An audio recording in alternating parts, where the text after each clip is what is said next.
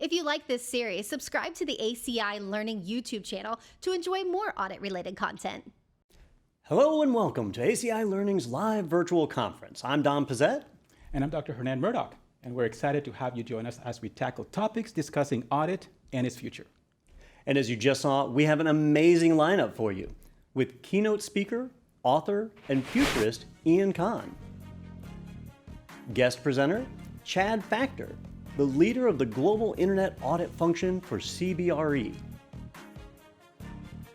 Guest presenter Robert King, corporate vice president and chief audit executive at FedEx Corporation. And we also have an amazing set of panelists that will join us at the end of the event. I'm looking forward to it. Before we kick off, Don, I would like to let your viewers know that they still have one last chance to sign up to obtain CPEs for watching this event. That's right. Let's bring Peter Van Rysdam. He's going to help us out and help us understand what it needs to be done to get the CPE credits and answer some CPE poll questions. Peter, welcome to the show. Thanks. That is a tongue twister, Don, but I'm happy to be here. So, Peter, what do our viewers need to know?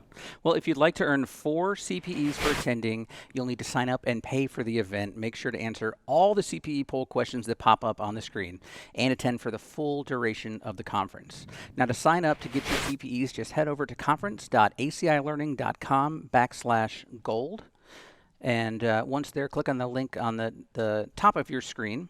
There's a link on the top right that says log in and create an account and submit payment. That'll qualify you to earn 4 CPEs. Within a week after this conference, we'll send your CPE certification by email. So remember, you'll need to answer all the polling questions. So let's go ahead and look at that first one so you'll know what to keep an eye out for. Here it is. You can go ahead and answer it. You'll hear that sound every time. You'll answer it. Be sure to register now to get your CPEs by 11:59 p.m. Eastern Time tonight. Just click on the response that best suits you, and I'll have those results for you soon. And Don and Hernan, we also want everyone watching today to jump onto the chat and send questions our way for the speakers, or even just to say hi. All right, sounds good. Peter, we look forward to hearing those results from you. Okay, it's time to get rolling.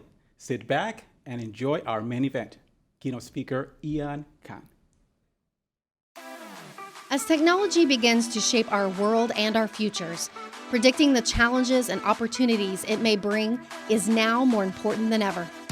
ACI Learning's keynote speaker Ian Kahn presents the emerging trends across industries while challenging you to face inconvenient truths and bold ideas. Now, here's 3 times TEDx speaker, author, Forbes contributor, and featured technology futurist on CNN, Ian Kahn.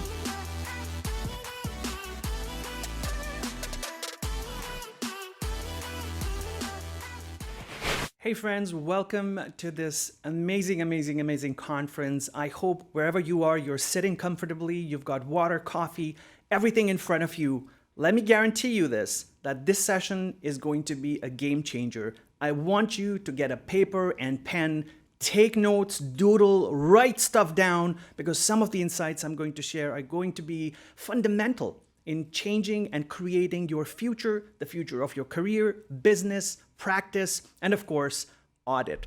I'm going to talk about many different things today, so please keep the pace up with me. You also have the opportunity of asking questions, commenting, sending feedback, all of that. So stay engaged, because I'm here to tell you all about the future. Before I do that, I want to go to the past. I want to take a step back. Here we have the year 2005, and this is the Vatican. This is the Holy See. So for those of you who've gone to Rome, who've gone there, you know how amazing of a place this is. But 2005 was a big year for the Vatican, for the Christian faith in general, and this has nothing to do with religion. It's just an event that happened. In 2005, a new pope had to come in place. They had to put a new pope into place. And you can see all these people who are gathered there, they're taking pictures, and they'll tell their children, their grandchildren that, hey, I was there because it was a historic moment. And you can see they're taking pictures, waving flags. Many people are emotional.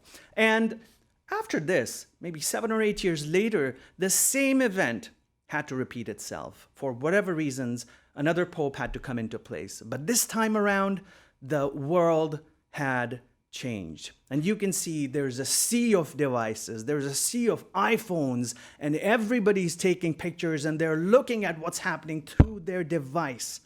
And this is the world we live in. In these 7 years back in the day, the world has completely transformed. And since then, since 2013 or since the advent of the smartphone, this entire revolution that has taken place, we are headed into a future that is full of technology, that is incredible because of the opportunities it creates, not just for a specific profession, but across the board.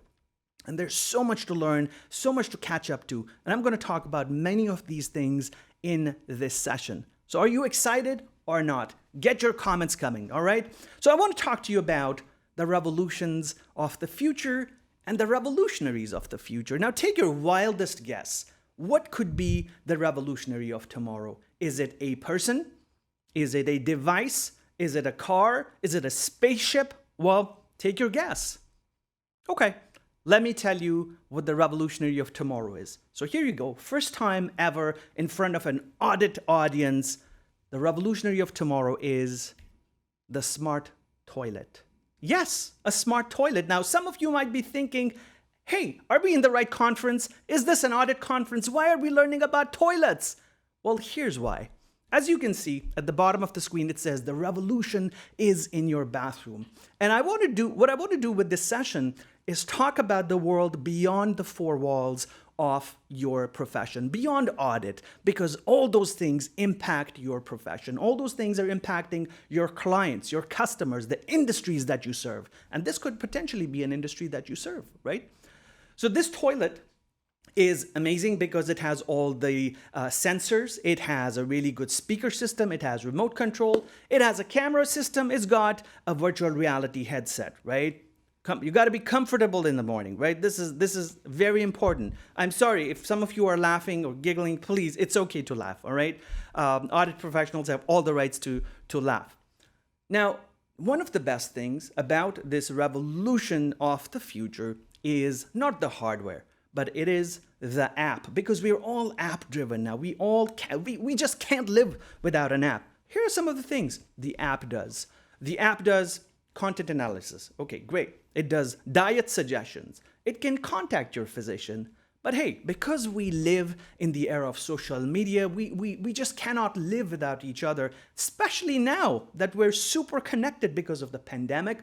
We want to know where our friends are. So this can do that. It can track your friends. Now, behind all the laughs I'm getting right now, I know, we have to understand that this device could be the future of healthcare. This device is going to accelerate the testing time that it takes to go and get a healthcare test done. In countries and places where healthcare is a challenge, this could really accelerate the pace of change in the healthcare sector. It changes diagnostics. It changes a delivery of healthcare. It changes how you contact your physician. And now that we've been in the pandemic, we know that this is so relevant that you can have a virtual consult with the physician and you can do all these things virtually. And, well, you can also use the app to flush the toilet. So this is a quick insight into the future, right? I can guarantee that anytime this device comes out, many of you will be the first ones to order it. I will be the first one to order it. And this is the disruption that is taking place in the world where we live in, right? Outside the four walls of our profession, of your profession. Now, I want to talk a little bit about the accounting profession, audit in general, and here's some news from recent times. They say that blockchain is going to change taxes. Blockchain accounting is here. They say that artificial intelligence in audit and accounting is going to boost compliance and fraud detection and automation and so on and so forth. In fact, the chair of accounting at George Mason University says that the accountant of today is going to be fundamentally different from the accountant of tomorrow and far, far different from the accountant of yesterday because things are changing really rapidly and it's very difficult to predict what an accountant will be doing 10 years from now. So 2031, it's difficult to predict what you will be doing 10 years from now. You definitely will be doing something. Nobody's saying you're not going to be doing anything. But how will you fulfill your role? What technologies will be available that'll enable automation, that'll facilitate your jobs, that'll facilitate your profession? And we're going to talk about that today in this session.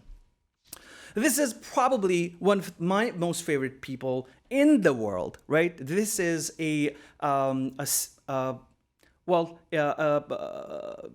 Luca Pacioli. Luca Pacioli is the father of modern day accounting, mathematician. He lived 500 years ago, and he was the founder of the modern day accounting methods. He's the creator. And since the last 500 years, believe it or not, accounting has not undergone any major change. Of course, you have computers, you have Excel, you've got different systems you use now.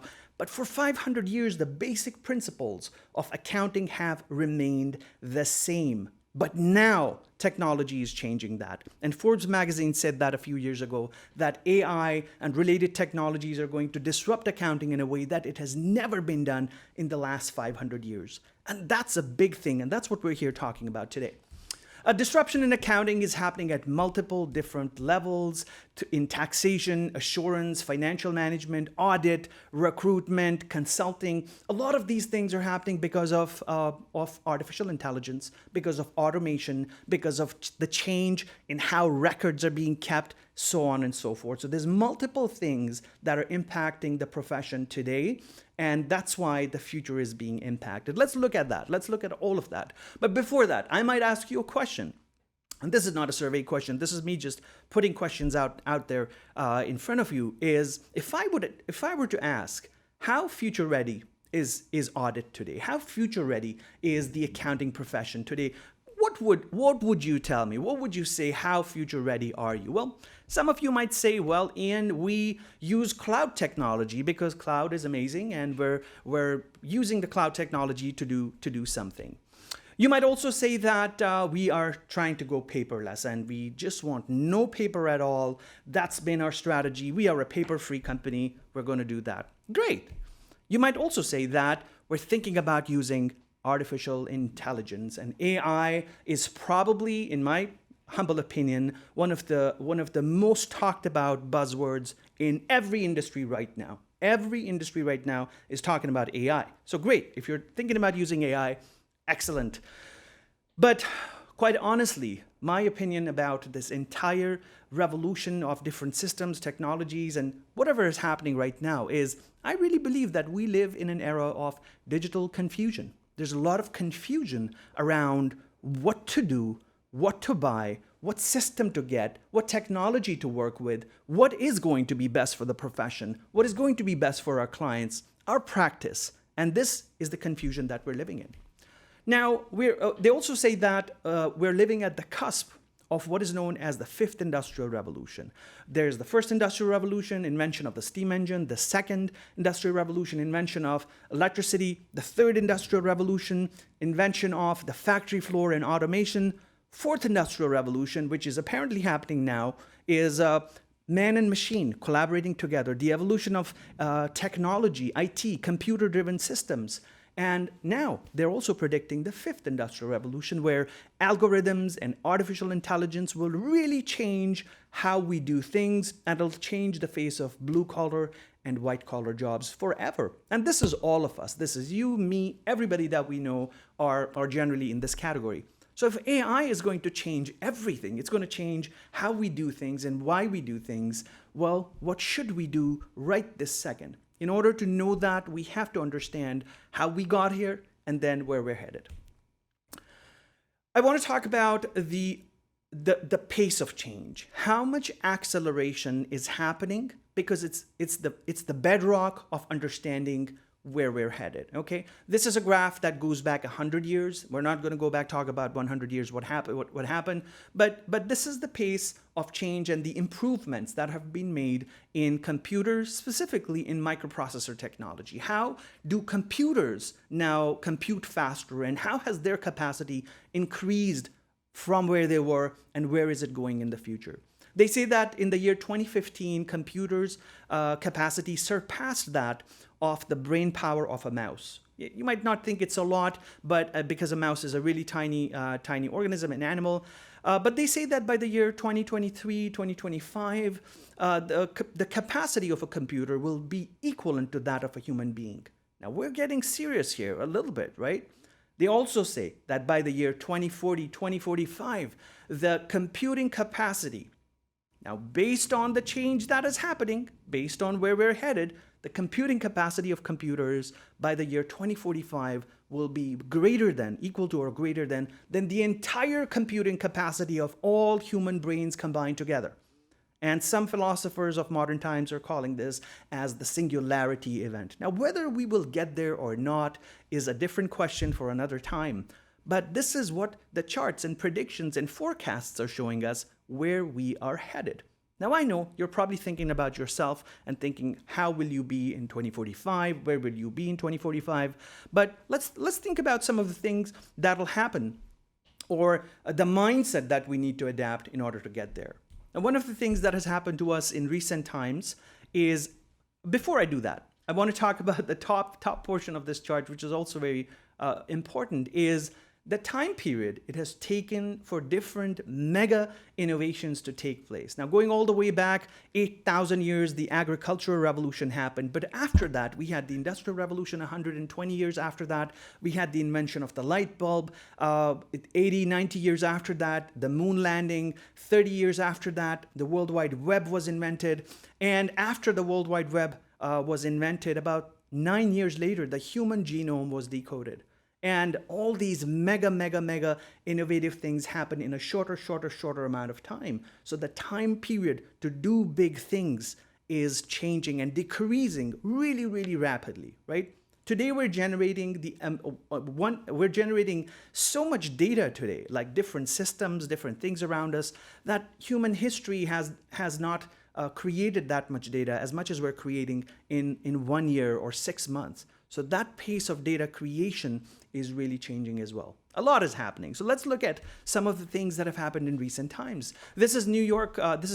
And you can see there's nobody walking on the streets. COVID-19 happened. It's been a big disruptive event that has flattened the world in terms of creating something new. And this is also something that we couldn't have predicted. So in addition to technology, many other things are happening in our world. And beyond this, there's possibly other things happening in your region, your city, your country that we do not control, or that will eventually happen. The one thing that I wanted to talk about, and I wanted to drive the point here, is that change is happening. No matter what you do, no matter what you think, no matter which city, which country you're based in. And by the way, we have people logged in from many different cities across the world. And this conference is live streamed right now to a worldwide audience. So thank you for being here.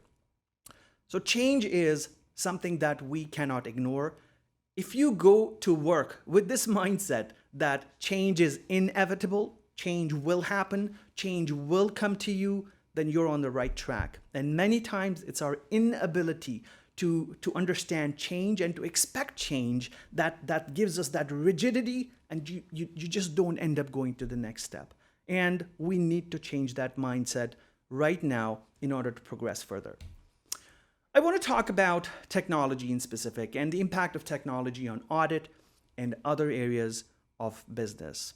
Take a sip of water, drink your coffee, stay engaged, okay? There's a lot of good stuff coming in here that's very relevant to your profession. So I want to talk about some of the mega trends, first of all, that are impacting the future of work. Right now, it's a great time to talk about that because of what we've gone through in the last year and a half. But I really believe that going forward, 2021 onwards, for at least the next decade, these mega trends will shape business. Not just audit, not just accounting, but many different industries across the world. In fact, every industry that we see. So the first one is trust. Trust is a fundamental unit of business. If you don't have trust between you and your customers, your vendors and you, nothing can happen. And so any technology that offers trust, creates trust, builds trust is going to be good for business. Number two, algorithms. Algorithms are automated programs that run the world today. They run your search engines, are automated cars, they run your cloud platform, Netflix, your phone has algorithms running, different algorithms running. And anything that's algorithm driven, algorithm based is going to create good automation, which is good for business. So when you're evaluating technology and looking for technology, look at algorithms and see if there's an algorithmic element in there. We also have something called convergence, and convergence is about different types of technologies coming together and impacting what we do. This is cloud coming together with blockchain, coming together with artificial intelligence, big data. Everything is converging together to create and shape the future. So if you come across a technology that's convergent, then this is something to watch out for. We also have automation, and automation has, since its invention back in the industrial revolutions, automation creates flexibility, automation creates scale, and any technology that automates has always been good, and it will continue to be good. We'll talk about one key technology that creates automation, and that's coming up in the next few minutes. We also have an experiential kind of a world that we're building, whether you have customer experience, government experience, private sector experience, retail experience. Your customers need experiences too. Don't think that customers that come to you are happy the way they work. Everybody out there, and think as a consumer, everybody out there is looking for a better experience, a smoother experience, less friction point. So we can expand on this and think about how do we do that. The next is tokenization, and tokenization is this entire cryptocurrency, non-fungible token revolution that's taking place. But tokenization is about this new form of using money, using digital assets. And you see a lot of digital assets in your work, but tokens are going to change that. Today, you can buy a car based on tokens. You can buy real estate based on tokens. And so the tokenization art, you can buy art with NFTs through tokens. So this is really rapidly increasing. It'll have, and it can have, major impact on your profession.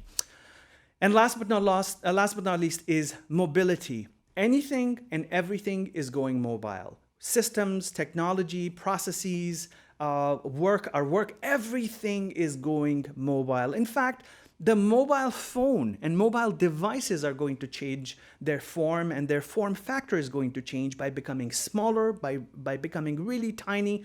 And the future is in embedded glasses, it's in 3D displays, it's in holographic displays, and all of those technologies have started coming down the pipeline. So in the next few years, you'll see a lot of that happening. And this is literally the future and the mega trends that'll dictate not just your profession, but many other professions out there in the world. Now, I want to go a little bit deeper into some core areas of technology. The first one I'm going to talk about, and this is a massive simplification of some complex technologies. The first one is literally about this waterfall. I mean, not about the waterfall, but it's about what this waterfall is doing. It's about creating peace of mind. It's about simplification. It's about relaxation. Now, that's my definition of blockchain technology. That's what blockchain does. It creates peace of mind by taking away the risk, taking away the worry, taking away all of these things that you as an audit professional have been struggling with and putting your days and nights into. So blockchain can really help your profession, and we'll talk about how. Now, blockchain matters because nothing like blockchain technology was ever seen before since its invention about a decade, almost 12 years ago. Before that, we've had regular database technologies, RDBMS, different Oracle and Microsoft, and different types of databases where we stored information. But blockchain offered a way to change how we store information, to change how that information is gathered and put into a system. Now, quite agreed that blockchain is not mainstream right now. We're still in a process of understanding where could blockchain be used and how can it be used. And if you haven't seen a lot of blockchain in your profession, you will. In the next few years, blockchain is going to become a major force that's going to shape how information is stored, right? And that's the process of how technology is enabled, how technology life cycle progresses. It undergoes a process where people get used to it, It has to be proven, use cases, and off you go into actually being used at a mass commercial level. Now, blockchain is being seen today in different industries, from e-commerce to microfinance, land ownership, intellectual property rights, crowdfunding, escrow, wagers. Every industry out there can have a practical application of blockchain. For you specifically, some of the elements of blockchain that are useful are smart contracts, a new legally binding framework, a new way of creating an audit trail and saving you tons and tons of time, accurate record keeping, permanent data record. And many people often come up and ask, well, Ian, if blockchain is the holder of trust, will it, is it necessary that information in there is accurate? Well, not necessarily. Blockchain will protect whatever you put in it. You put wrong information in it, it will always hold that wrong information. You put inaccuracies in it, it'll always hold that. So it's the truth portion of blockchain. The trust portion is its ability to protect that information that's in there and to store it in a way that it can never be changed. And that's what blockchain guarantees. It doesn't guarantee the accuracy of information, but it guarantees that that information will always be there. And isn't that a game changer? It is a game changer for the audit profession. Here are some practical applications of blockchain, and I want to give you a few examples so that we know what realistically are the applications, right? The fake Australian beef industry, counterfeit Australian beef industry, is a $2 billion industry. That's a huge amount of money that's being, somehow people are being defrauded into buying beef, which is not Australian beef. Now, a company tracks beef from Australia based on blockchain, and they can guarantee that a particular batch of beef is from Australia. You can, as simple as scan the package, and it'll give you all the information of what the farm is, where it came from, when was it shipped, where did it come from. And because of blockchain technology, it's guaranteed that that information is accurate. So just one application of blockchain. Blockchain in the insurance industry. The FBI says that about $40 billion worth of fraud, of insurance fraud, takes place in America per year, $40 billion. Now, if you, as an audit professional, had the systems and the technology to change that $40 billion to zero, how big would that be, right? Solving this big puzzle as an audit professional would be a game changer. And you can do that with blockchain technology if, that is, systems of healthcare, systems of health insurance, systems of property insurance were all based on blockchain. We're not there yet. Different companies, different providers are experimenting with this, working on this to figure out how to do this. And there are some extremely great pilots that are underway right now. But $40 billion industry, imagine that. With respect to audit and blockchain, now we'll go back to that information again. You can ensure the rules have been set right? This is not about after the fact that you're going in to check and figure out and audit information, but at the front, at the first point of data entry, that the rules have been set right. Again, smart contracts can help you automate all the processes in your audit process and create a lot of automation and simplicity so that later on you can go in and be the last authority to ensure that everything is accurate, right? It's going to save you a lot of time. So automation is a big part of that. More transactional level accounting done by machines. Reconciliation will be eventually taken over by blockchain. Bookkeeping and record keeping will be replaced by blockchain. Assurance business will be impacted by blockchain. So there's a lot of different elements within the profession that blockchain will directly impact. Now here's some other points that they also say that blockchain technologies may eliminate the need for manual audit. And you might be saying, well, Ian, is that the end of the profession? Is that the end of the line for auditors, right? And on top of that, you add machine learning, which is artificial intelligence, and it can create a rapid amount of automation. So blockchain and AI, are they going to destroy the audit profession, right? And the answer to that is not necessarily. if you think in a different way, right?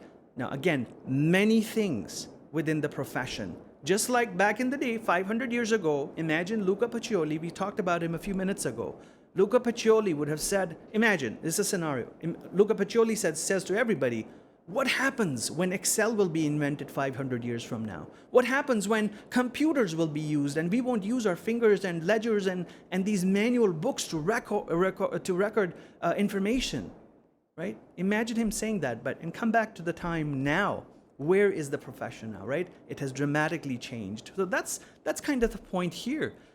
We have to think differently because there are many opportunities that are opening up.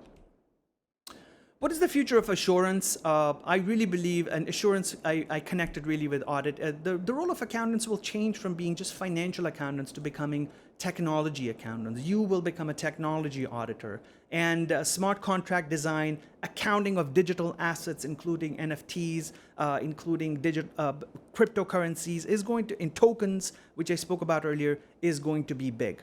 And auditors of today will become digital detectives of tomorrow. You'll have a lot more tools. You'll have blockchain and AI to help you do the audit process in a much faster amount of time and with a lot of time to spend on other things. I want to talk briefly about the future of tax, accounting, digital currencies. I really believe this is an evolutionary era in the digital currency world, cryptocurrencies. They're still unregulated, but slowly there's an adoption that's taking place.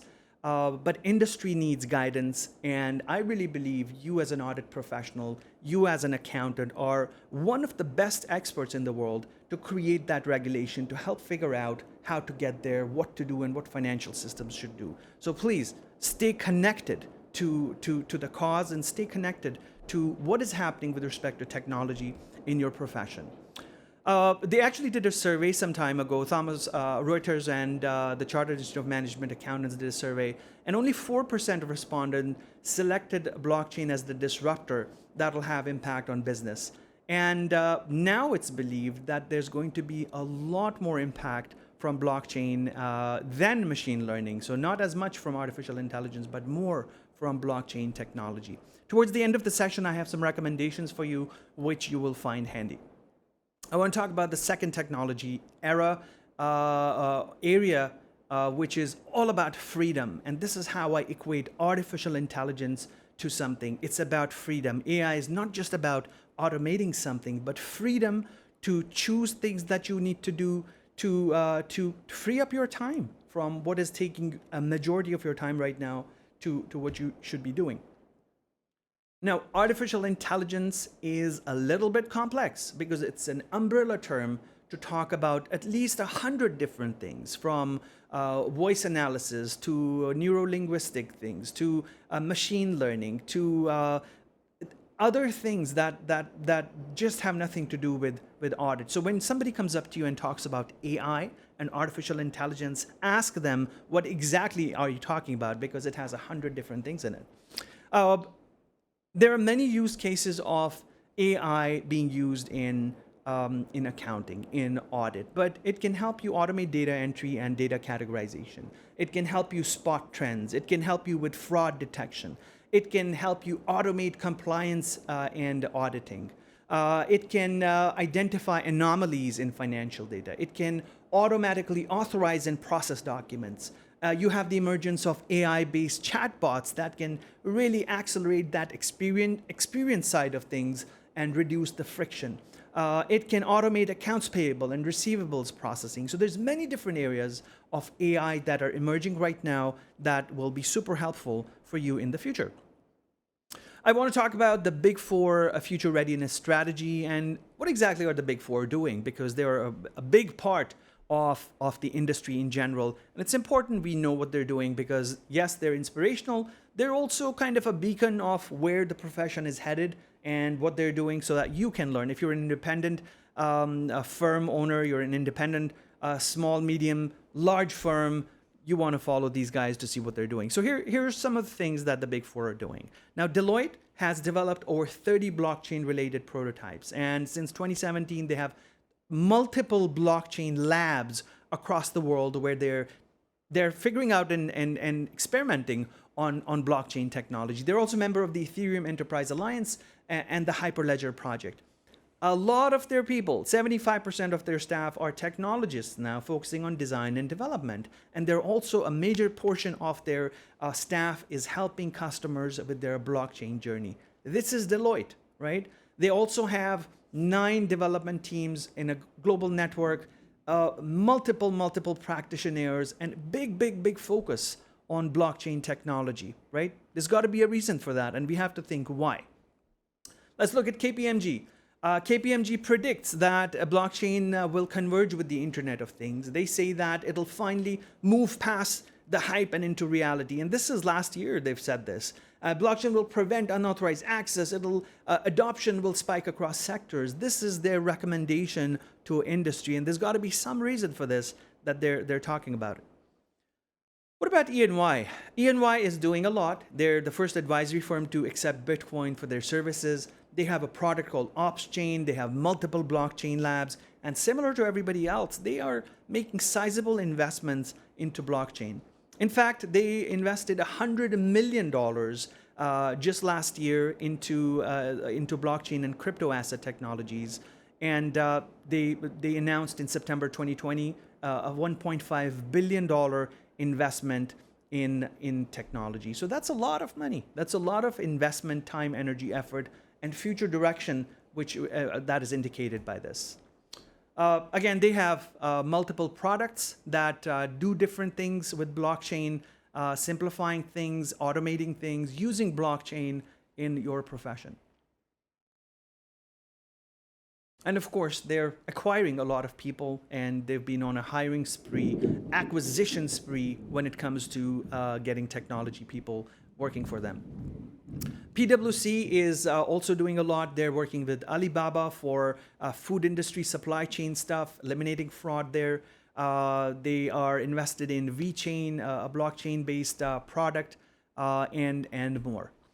In fact, they unveiled the first fintech marketplace some time ago, appointed the first chief data officer, and this just goes to show the direction they're headed in. In fact, the Big Four spend about a collective of $2 billion. That's collective of $2 billion on technology investments, on figuring out what to do with technology. $2 billion is not a lot of money for them, or not a lot of investment, but it's a sizable chunk that can tell us the direction where the profession is headed.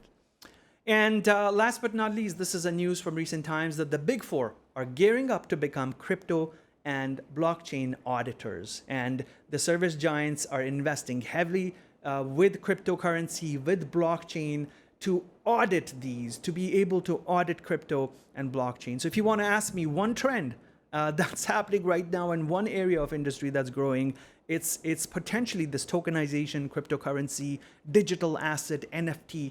You've got to pay attention to that in order to be on the trend of the future. Many areas within accounting are being also commoditized.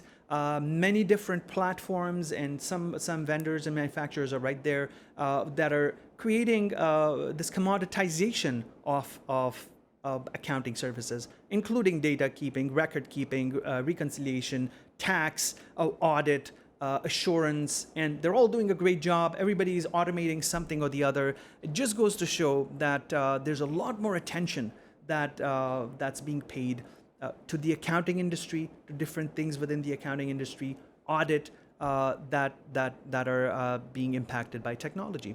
A lot of these systems are working with artificial intelligence, with automated tracking and keeping of data, using machine learning to collect data and to do all of that. And what this is also doing is changing the mix of people within your firms as to what their roles are. So many entry-level roles are now being automated because data is being collected automatically. So that's creating an impact on how you hire and how people are retained at firms.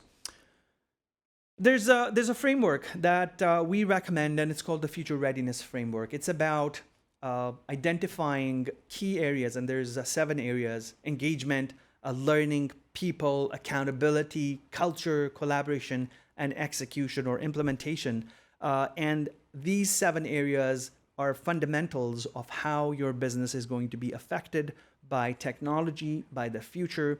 And we offer a future readiness score where you can track the progress of your organization based on all of these initiatives. So there's definitely something out there that helps track future readiness.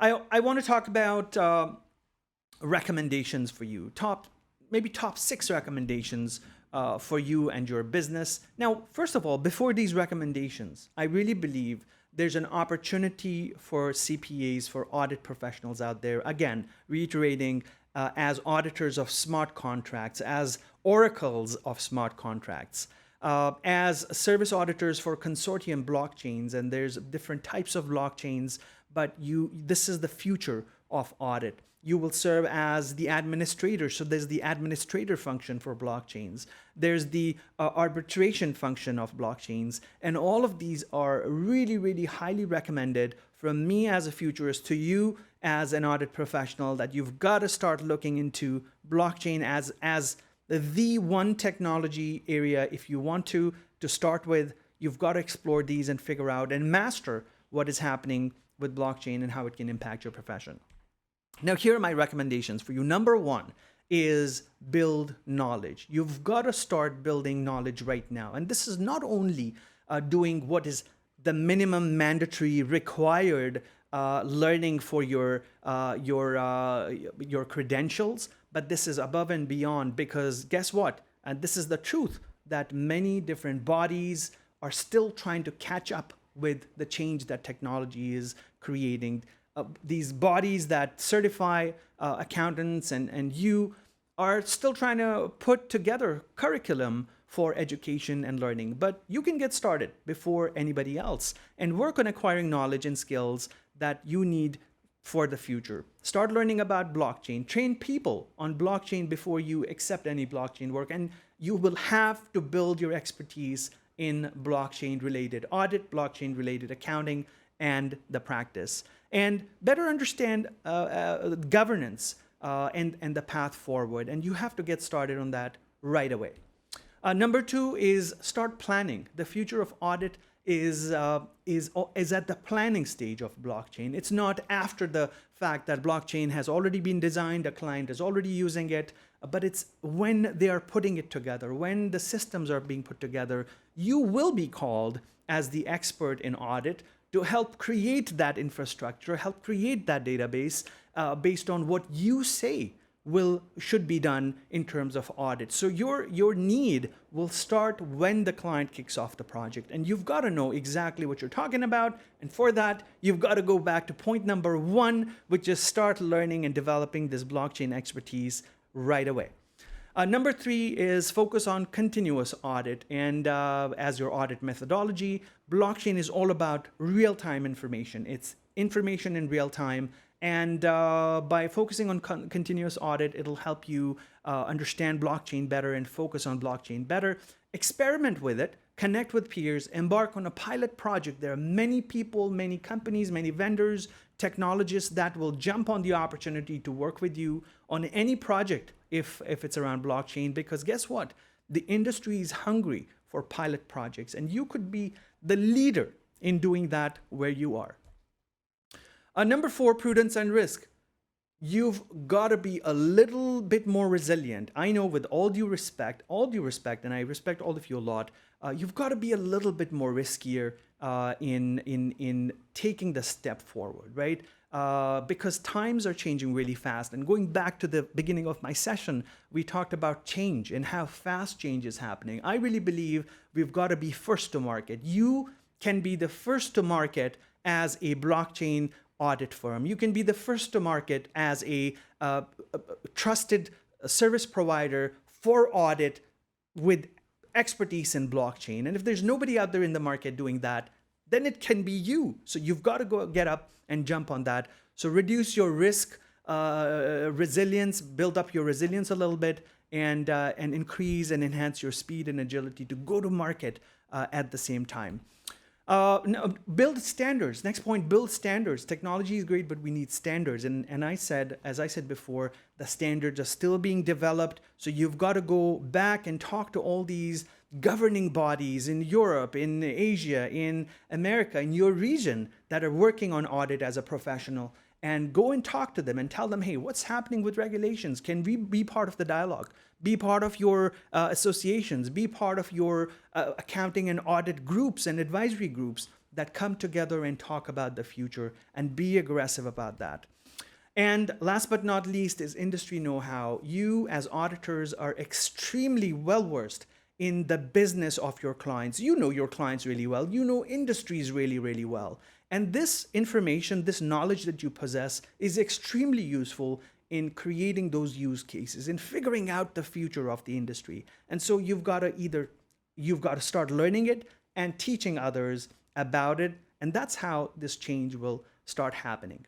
And that's all I have for you. I hope this recommendation and these recommendations help you progress further. They help you go beyond where you are right now as an audit professional.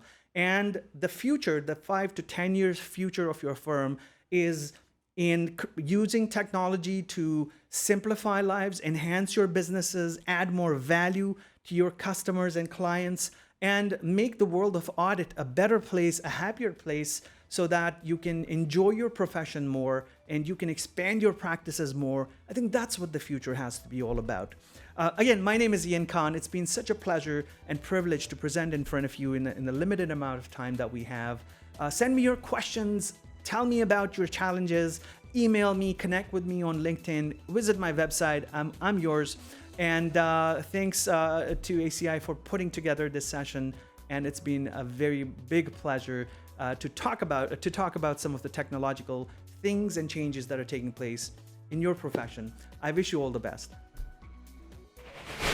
All right, Ian, thank you very much. That was a great presentation. And, a couple of things were going on while you were giving your talk. One thing is we are getting a band of Tropical Storm Claudette over us. So if you heard a rumbling sound, that wasn't my stomach. I did eat lunch. That's a tropical thunderstorm outside. But Ian did a great job ignoring that and jumping right into his topic. The other thing that happened was we got some questions from our viewers, people like you, because this is a live event. Type your questions in, we'll see them, and make sure we get them over to Ian. So we want to take a little time to do some Q&A and answer some of those questions. And I think, Hernan, you have a few questions as well, so we'll tackle all of that. Let's start with the first one. This one comes from Gary in Chicago, and he asked, what new skills will be required for people in our profession? Now, I know you touched on this a bit in your talk, so maybe a couple of the more important, the ones you think are more significant? I think the skill to learn new things. Now, this has got nothing to do with audit, but the skill to learn new things faster is going to be very important. I know many people and many leaders talk about it. Bill Gates talks about it, and Warren Buffett talks about it. But the skill to absorb information faster is very important because you will learn faster. You'll learn how to implement things faster. You can lead your teams faster. So here's a recommendation. Read a book every week. Number 2, join a course on ACI Learning, if you have one here, on technology or other platforms that can help you enhance, because you've got to broaden your knowledge set as well. So start learning faster and don't extend it too long because the time period is short. Become a faster learner right away. Building on that, when we learn, we're obviously tackling something new to us. And you mentioned how you would encourage auditors out there to take a little more risk, right? And when I heard that, I thought, ooh, those are fighting words. We're asking an auditor to take risk and try new things. How long do you wait before you accept a new technology? Or how do you know whether a technology is considered stable enough to implement and not just a passing fad?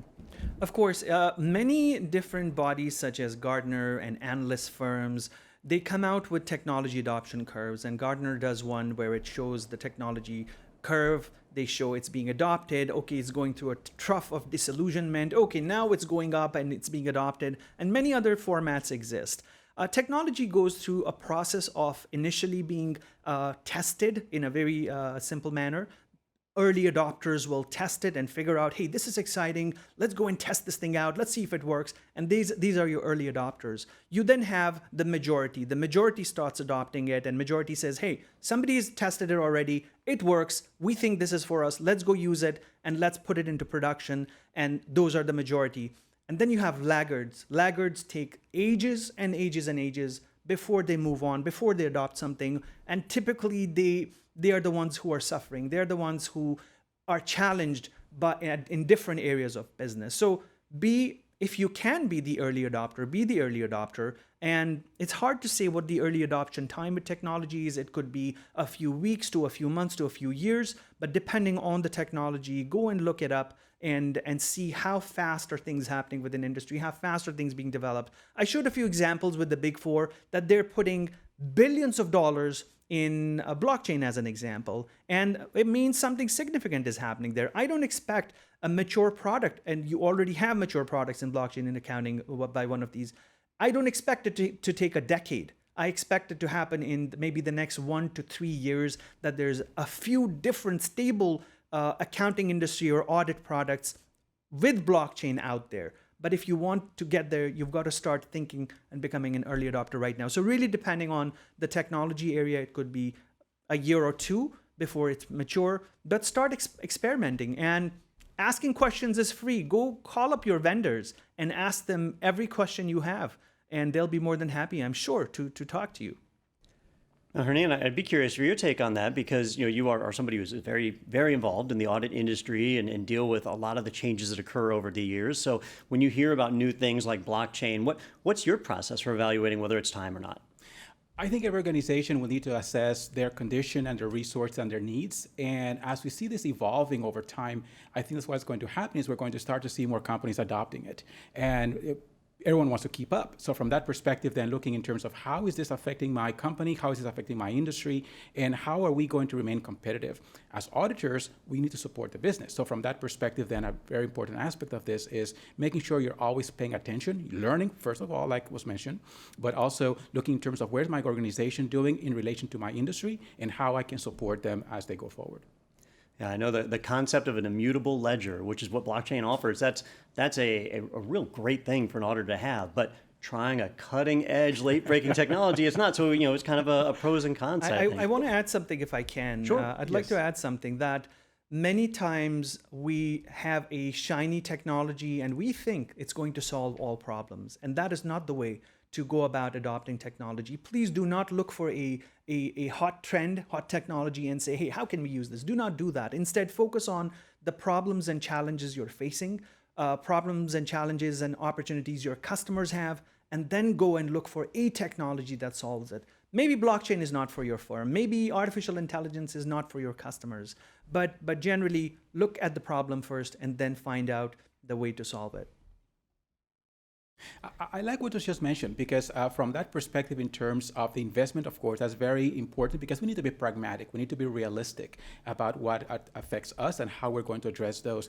One of the things that I also like is this idea of peace of mind. I like how that was simplified in very concise terms, but that's something that we're always pursuing. That's one of the key things about auditors, and trying to provide assurance. And a big part of that is being able to identify what technologies, processes, mechanisms are going to give us as auditors, but more importantly and more broadly, the board of directors and the C-suite, the kinds of assurance that they need. And of course, investors can't be ignored. So they are always looking at these. We're looking at financial statements. Many organizations are definitely looking at these and always challenged to make sure that their financial statements are going to reflect the truth as best they can, always addressing the changes that happen in our world. So from that perspective, how can blockchain and similar technologies provide the peace of mind, the assurance that is necessary, so every stakeholder involved is going to feel more comfortable with what's happening and how we're prepared for the future? All right, and Ian, I missed it a moment ago, so I apologize for it, but Gary's question was actually a two-part question, and the second part is one that I get quite a lot, asking about the difference between machine learning and AI, especially in the audit space. I know in many industries, people use these terms interchangeably, and you address them as a big cluster of topics in the talk, but how do you differentiate machine learning and AI for people? So artificial intelligence is a big umbrella term, just as cloud is. If I were to say computers are changing the world, it's a very big term to use for so many other things that computers in general can stand for, right? In a similar way, artificial intelligence is a big umbrella term that has hundreds of different parts in it. Machine learning is one piece of it. And there's, for example, the voice side of artificial intelligence, where voice synthesis, reproduction of voice, image creation, production, and that the deep fakes, you've probably seen those. That's another area. Machine learning is specifically where technology or a subset of artificial intelligence is used to learn from data sets, many different data sets. The machine or computer or system learns from those data sets, and then it's able to create decisions based on what it has learned. And that's roughly what machine learning is. And AI could be this data set technology, this machine learning, working with voice, working with image recognition, working with some other system of automation, even with other systems, for example, blockchain or cloud, to make a bigger change or a bigger result happen. You know, while we're on the topic of technologies that get confused a lot of people combine the idea of blockchain with Bitcoin. They just treat them as one and the same, when they're really two different things. Bitcoin relies on blockchain. Blockchain does not rely on Bitcoin. But Bitcoin is a little controversial. We have a number of governments that are passing regulations to restrict its use. And that's making people a little bit timid or afraid to implement blockchain in a meaningful way because they feel like it might be potentially banned or canceled. What's your feeling on that? I don't know about blockchain's future. I mean, sorry, we kind of do know about blockchain's future. It's going to be around, but I don't know about Bitcoin's future. So do you think one will impact the other? So Bitcoin is a creation or a subset of blockchain. Blockchain is the foundation, and Bitcoin is just one of the outcomes of blockchain technology. Another outcome of blockchain technology is non-fungible tokens. So there's many elements of this mix that we have called blockchain, and you can make cookies out of it, you can make cakes out of it, you can make pastries out of it. So that's the flour mix that we have called blockchain. Now, in terms of the future of Bitcoin, I believe we're in the evolution phase of cryptocurrencies, of a new digital asset that's being created. And it's not just Bitcoin, it's many other digital currencies. In recent days, if you're following news, and if everybody who's watching is following news, El Salvador recently adopted Bitcoin and cryptocurrencies as a form of payment. Another country a few weeks ago adopted it. So you're seeing some small nations, some small countries adopt cryptocurrency as another form of payment. Why? And the question is, why would you do that? It's because the promise of Bitcoin, the promise of cryptocurrency as a deregulated asset class that can be used as a currency is big. And for countries whose financial systems, monetary systems have collapsed, or they need an alternative somehow, it's very attractive to use cryptocurrency as a form of payment. Now, in the rest of the world, the developed world, with stable economies, with mega trillion dollar economies, it's kind of difficult to switch our systems and say, we don't need fiat currency and money anymore, let's switch to cryptocurrencies. It's not going to happen that simply, and I'm not saying it should happen, but it's going to be a big thing because fiat currency has arrived here as a result of hundreds of years of work by monetary agencies. You have a structure, you have policies, physical policies, global economies are tied because of that. Trade and commerce are connected because of that, commodities and so on. And so it's difficult to just switch that off. I really believe, though, that cryptocurrencies and this new digital asset class is going to play a significant role in the future, in the near and far future. I'm actually directing a documentary now called The Bitcoin Dilemma to answer this exact question as to what should we do with Bitcoin. So that'll come out in the next month or two. I'd also recommend viewers to watch a documentary called Blockchain City. It's on YouTube, it's on Amazon Prime. It's my documentary that I came out with a couple of years ago, and it'll answer a lot of questions with blockchain and what this entire blockchain revolution is. As far as my outlook for cryptocurrencies, I think we need to study them and figure out what role do they play. All right, Ian, thank you very much for your time, and Hernan as well. While we've been talking, people have been getting ready for our next presenter coming up, and so they are over in the green room. Why don't we take a moment and jump over and see what's going on? We'll go live to our green room as our speakers and panelists are gearing up to join us in our studios. Still to come, you'll hear from the leader of Global Internal Audit Function for CBRE, Chad Factor. But first, we're excited to tell you all about IT Pro TV, a modern take on audit training.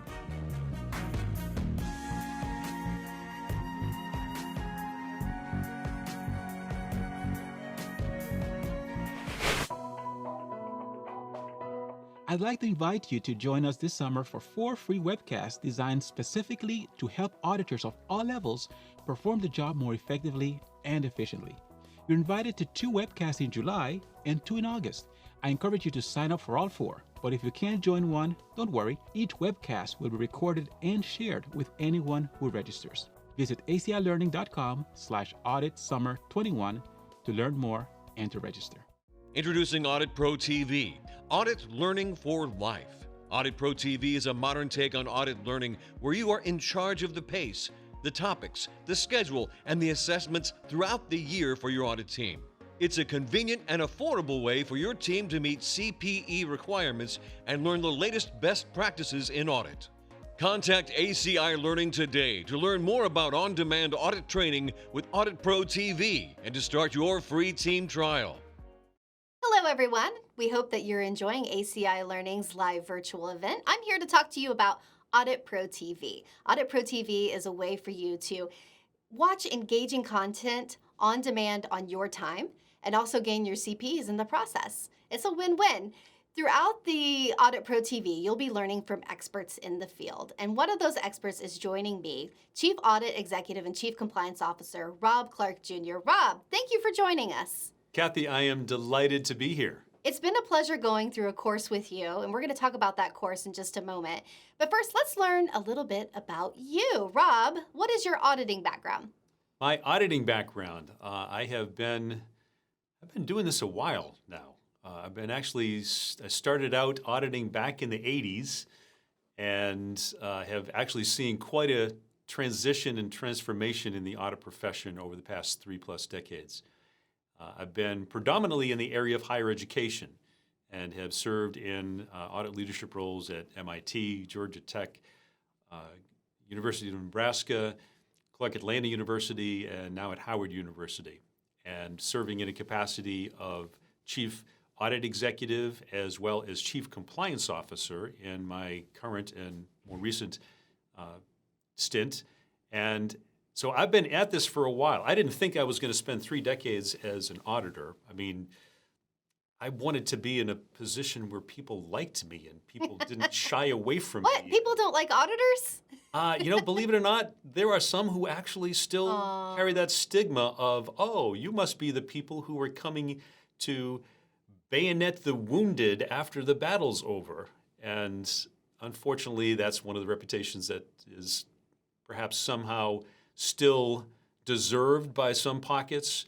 But I can tell you, I've been at this for a while now, really helping to try to change the culture and change that perception of auditors to actually become real people.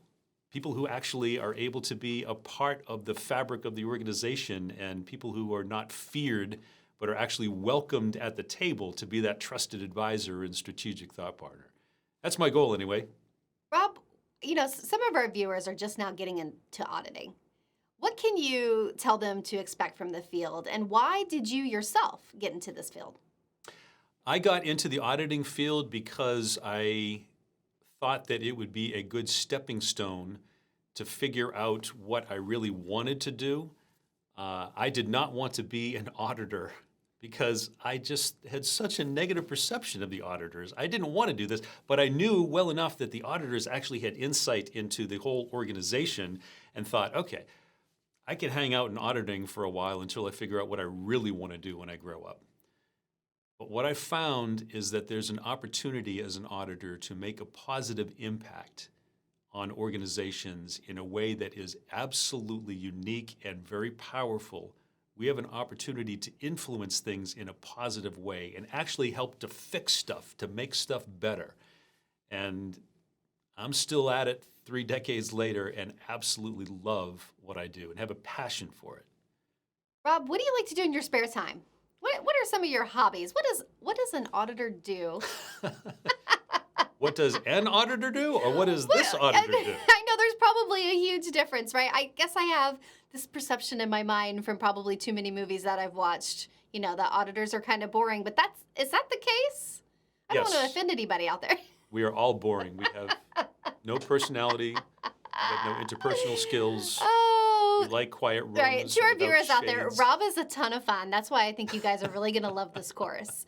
And this is why I asked this question of what do you do in your spare time? So they can get a kind of a sense of what to expect from you as an instructor. Okay, from me, first of all, I love being able to present and to share this information. And years ago, when I was first asked to give a presentation to one of our annual conferences for the Association of College University Auditors, I actually realized, oh my goodness, I better, if I'm getting in front of people, I need to know what I'm doing. And I need to actually, I just don't want to stink in front of people. You don't want to get booed off the stage. I don't want to get booed off the stage. No, yeah. I want to. So I got myself involved in Toastmasters and started working on public presentation, public speaking skills. Loved that enough that I said, you know what, I really want to try to make a go at that, and got myself more involved in doing public speaking and became a member of the National Speakers Association. And one of the things that always made me fearful or that was intimidating is this idea, particularly as you go through Toastmasters, where they say the most difficult and challenging of all public speaking is to do comedy. So I thought, that's a tough one. So I thought, you know what, if I can't be intimidated by that. And we have such dry subject matter that we're talking about that I want to figure out ways that I can make that more creative. So I got into stand-up comedy and took a stand-up comedy class and actually end up incorporating some of that material into some of my routines, as well as incorporating humor and creativity as a part of our session. So I think what you'll find as you go through, for those of you who want to actually participate in my session, you'll find that you're not necessarily going to fall asleep in that. We have some fun with that. We do. Let's talk about it. So you and I are doing using risk assessments to build individual audit programs. What are our viewers going to learn from this course? Well, as the title supposes, we want to start with risk assessment and make sure that we are building out our audit programs in a way that is actually going to be focused on and responsive to the areas of risk that we identify. Everything ought to be circling back and closing the loop back to risk assessment. We want to come up with risk-based audits, not just coming up with audit programs that we get off the shelf or we download off of some database and say, okay, well, here's an accounts payable audit, here's a payroll audit, here's a fill-in-the-blank audit. We want to actually be responsive to what the risks are within each one of our organizations. So we have to start off with understanding what those risks are first. So we're going to get a chance to actually talk about how we build out the risk assessment in order to try to create individual audit programs. We'll use tools such as data analytics. We'll talk about the use of that, how we incorporate each part of the organization so that we're not just taking a organizational chart view of the organization, but we're actually looking at cross-functional processes as well. We'll figure out ways in which we can actually develop our audit programs such that it is going to be including the management in a way that has people thinking, you know what, these guys actually aren't that bad. They're actually here to help us. And maybe there is something to this, that they're not here to just make our lives miserable and thwart our every move. We want to make sure that people see us as actually being a part of that solution. We'll talk about coming up with management action plans and creating our reports in a way that actually gives visual snapshots of what we found, as opposed to just these long narrative prose that, first of all, challenge our college English teachers' modalities and make sure that we actually are able to present stuff with pictures. I don't know about you, I still like books with pictures in it. I do. I love them. So we try to look at ways in which we can present our information so that people can look at it regardless of their learning style and say, you know what, I get it, I see where they're going, and making sure that management has that information in a clear, concise way. Then we'll talk about creating corrective action plans, things that have actually been proven at different organizations that I've been a part of to change in a dramatic and sustainable way the culture of internal control, to take it from an organization that had 13 material weakness and noncompliance findings down to, for the first time in the history of that organization, 0 audit findings. I'm going to tell you and share with you the tools that we used in order to get to that point, tools that you can then take and actually tweak and implement at your organization and add considerable value. you're going to walk away with some nuggets in this. I just know it. I love it. So Rob, and to our viewers, let me preface this. I did not tell him what to say, okay? So I'm going to ask you a question. This has not been staged.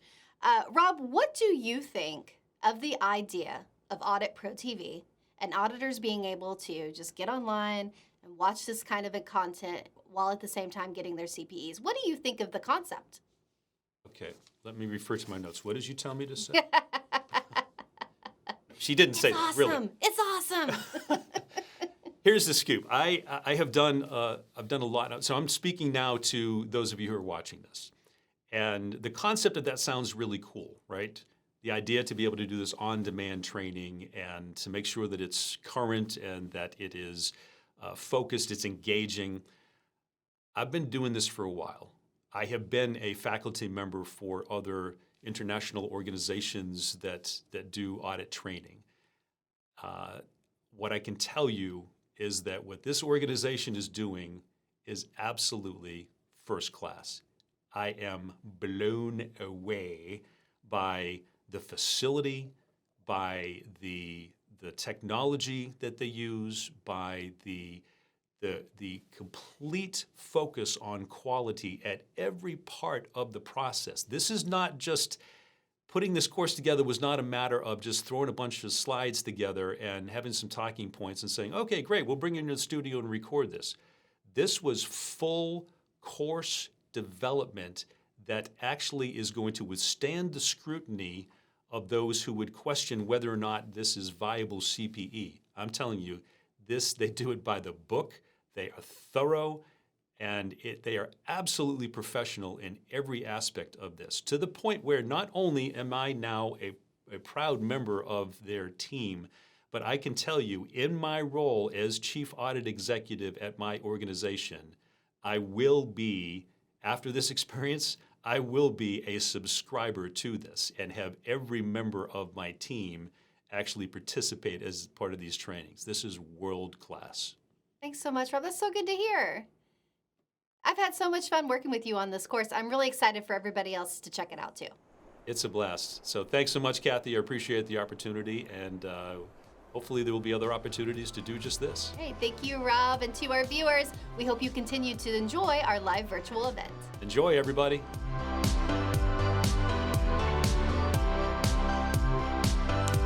Welcome back. Welcome back to ACI Learning's live learning event. And boy, oh boy, Don was not joking about that weather out there. I am luckily safe here in an internal room, but I can get under the desk at any point. But we are still trucking ahead. We've got Chad Factor gearing up, and he's safe in there, surrounded by brick walls, so he'll be good to go as well. So far, we've asked you 3 CPE questions, and we want to share those results with you. So let's go ahead and take a look at those. The first one we asked is, what industry best describes your organization? We had 29% of you say financial services.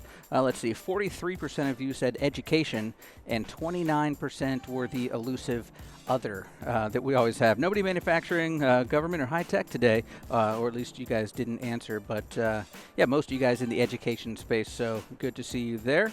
Let's take a look at the next one here. Which risk is most concerning in your industry? This one's split pretty evenly. We had 25% say IT and cyber, 25% said regulatory, 25% say fraud, and 25% said financial. Nobody said compliance. I guess you guys are all set there, or at least that's not the one that concerns you the most. The last one we asked so far is, has your organization done a vulnerability assessment? 67%, so 2/3 of you have done one within the past year. 33% don't know. Thank you for being honest about that, but definitely should do one of those. And yeah, within the past year, it's fantastic. So it's good to see that 2/3 of you have done that. All right, just want to remind you, our speakers would love to hear your questions. Just hop in the chat box and send them our way. Now back to our hosts, Don Pizzette and Dr. Hernan Murdoch. Thank you, Peter. It's been great so far. And you know, Hernan, you've got a lot of experience in this area. Were those results kind of in line with what you'd expect? Yes, they are. Yeah. Definitely agree with those, yeah. Mm-hmm. Right. I thought it was interesting that nobody answered compliance, because I always say silence is compliance, and they were silent today, so that's what happens. That's right. What's coming up next? Our next presenter is going to take us through some of the challenges auditors and organizations face in this ever-changing environment. Now, here's more on Chat Factor. Our work environments have changed, Creative technologies have emerged, and with this brings new challenges for businesses. ACI Learning speaker Chad Factor presents on newly discovered risk and how to protect yourself and your company. Here's the leader of the Global Internal Audit Function for CBRE, Chad Factor.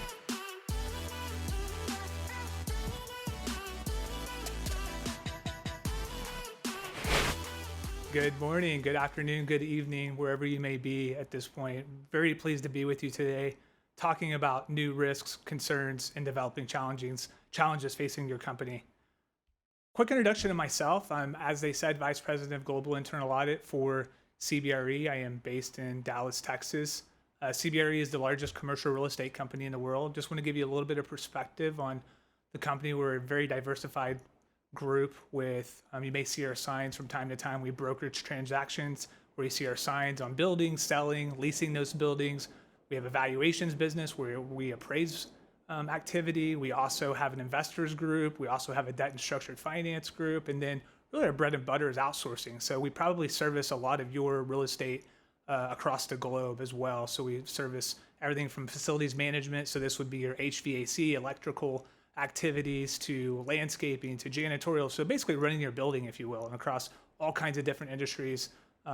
Very large representation of the Fortune 500 companies as well. So a very decentralized organization, very matrixed organization with 100,000 plus employees. And in a number of the countries that are represented here, I was very impressed to see how many countries are represented in this program today. Very excited. I saw Singapore, I saw UAE, the UK, South Africa, Kenya, Argentina, United States, Canada. So great representation. CBRE represents a lot of those countries. So I just wanted to give you perspective before I jump in and talk about some of the risks.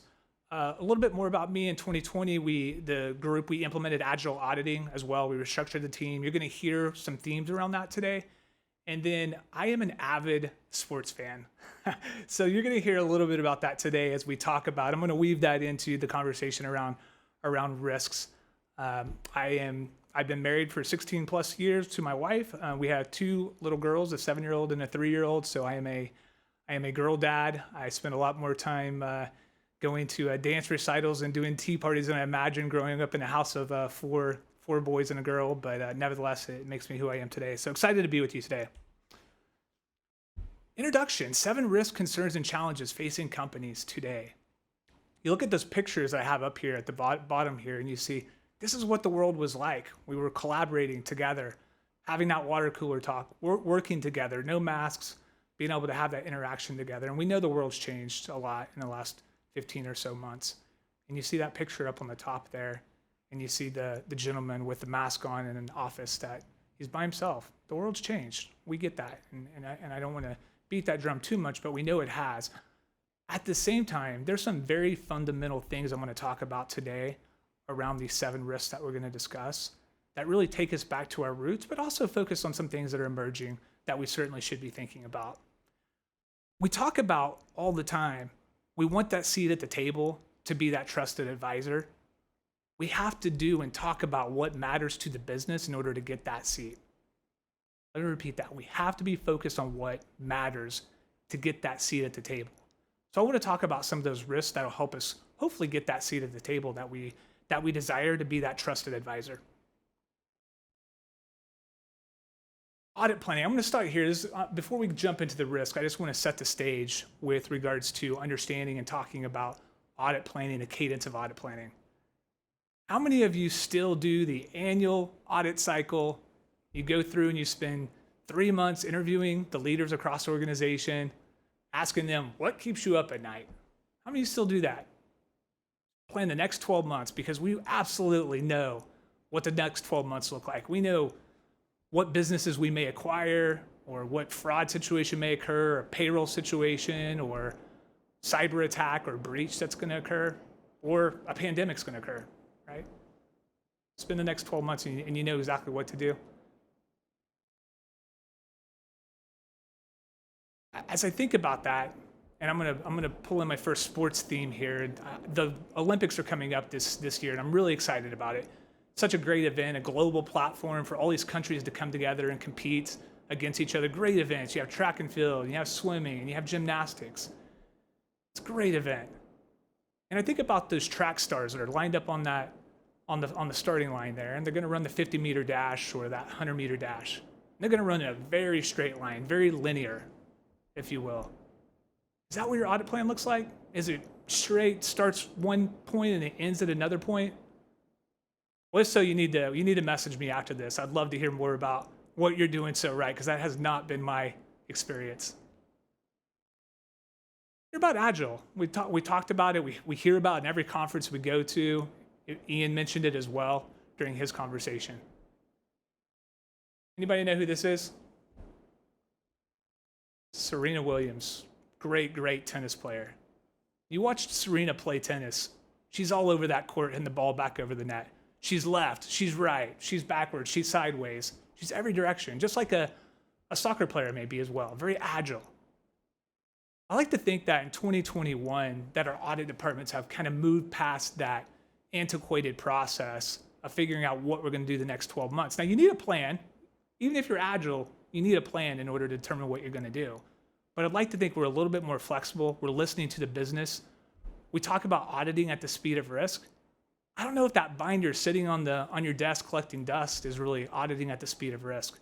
So I just want to start with just leading in with that, just with that mindset of continuously thinking about the highest risk in your business and asking those questions in order to be flexible to deliver the value that we talk about we want to deliver, as well as being that value trusted advisor we all desire to be. Do what matters most in 2021. We want that seat at the table. We have to talk to the business about things they want to hear about. So I didn't mention this up front, but I'm going to weave in a few movies along the way as well. So I'll make a reference or two to maybe some movies that may age me a little bit. But before we get there, what if an NFL team, this is American football, could have the following? All these, look at this is incredible. If you could draft a player with all these different things, that'd be incredible, right? Anybody know who that is? The legendary Tom Brady. And full disclosure, I am not a Patriots fan, I'm not a Buccaneers fan, but what this guy's done is unbelievable. But here's what's even more unbelievable. He was the 199th pick in the 6th round of the 2000 NFL draft. 198 players were selected before Tom Brady. You think those teams could wish they could do that all over again? Don't forget about Tom. I'm going to come back to Tom here. First item I want to talk about is business disruptions. And here's my first movie reference. Back to the Future. You all may have seen this movie from the 1980s, Michael J. Fox. Great movie. If you remember the nemesis Biff had an almanac because he could see the outcomes of the game before the game even occurred. He got rich, he gambled, and he had the answers in that book, in that almanac, because he already knew what was going to happen. What if I told you we've had Biff's almanac all along? Business continuity planning and disaster recovery, which we've all been living the last 15, 16 months, is not new to us. Everyone that's on this virtual room right now knows that business continuity planning and disaster recovery is an important element. I'll tell you a story. Years ago, we did a business continuity planning audit, and the manager, the leader of the group, said, "This is not quote unquote valuable." You wonder what that same gentleman would say today based on what we've all been living for the last 15, 16 months. It's important. But we've known it all along. It's not a surprise to us. Is there a plan? Is it tested? Is it updated? Is it audited? You think about where we have centers of excellence. We're all trying to save money. All of our companies are trying to save as much money as they can. We've created these centers of excellence. That's great. True story. Earlier this year, Dallas, Texas had one of the worst snowstorms probably ever. Shut down. We were already not going to the office because of COVID. Now you add that, we're losing electricity across the city for hours, days. Problem is, payroll for my company is processed out of Dallas, Texas, for North America.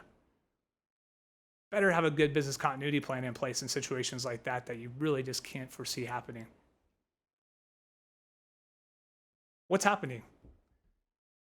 Businesses are now suggesting that they're going to invest more and more money in business continuity planning. Look at this, 31% are going to increase their spend in business continuity plan over the next upcoming year. 46 or so is going to maintain that level. And then you see 9% is going to actually decrease that. Love to learn a little bit more about that 9% and understand who's decided that's not valuable. But again, this is an area that we've known about, right? Why does it matter?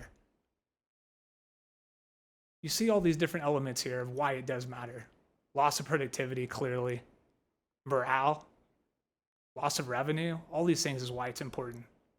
When you start thinking about it, if the company that we work for is investing money in their programs, it may be an area that we should be thinking about. And if we don't know where our companies fall in that spectrum, we should probably be asking those questions.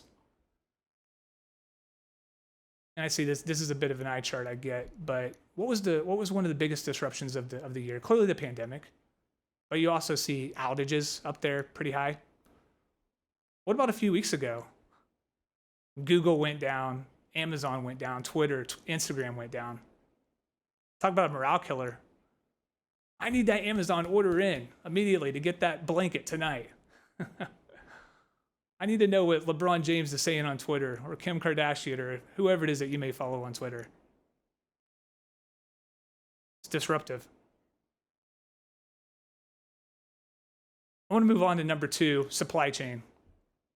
Again, these are things that management's responsible for, but it's our role to ask those questions and understand where we need to focus our effort. So as we move forward and start thinking about number 2, supply chain, again, this is an area, this is an oldie but goodie. This isn't new because of COVID. However, as you can see on this study, clearly the world's changed, and we know that. It's impacted our supply footprint, what that looks like. Businesses are going to continue to invest and reconsider how they've done supply chain versus the past. We need to be asking those questions and understanding what that's going to look like. You look at that graph over on the right side, the black swan events. Interesting. Risk is extremely high. The ability to predict that's very low, difficult. I'm seeing and hearing more and more companies that are putting black swan events towards the top of their enterprise risk management program, to be mindful of these events as they come and figuring out what you're going to do. Again, it relates back to business continuity planning I talked about previously. Knowing the supply chain end to end. See a picture of some beans here. How many of us are bean counters? I hope that I see some hands drop from that rhetorical question. We're not bean counters. We haven't been bean counters for a long, long time.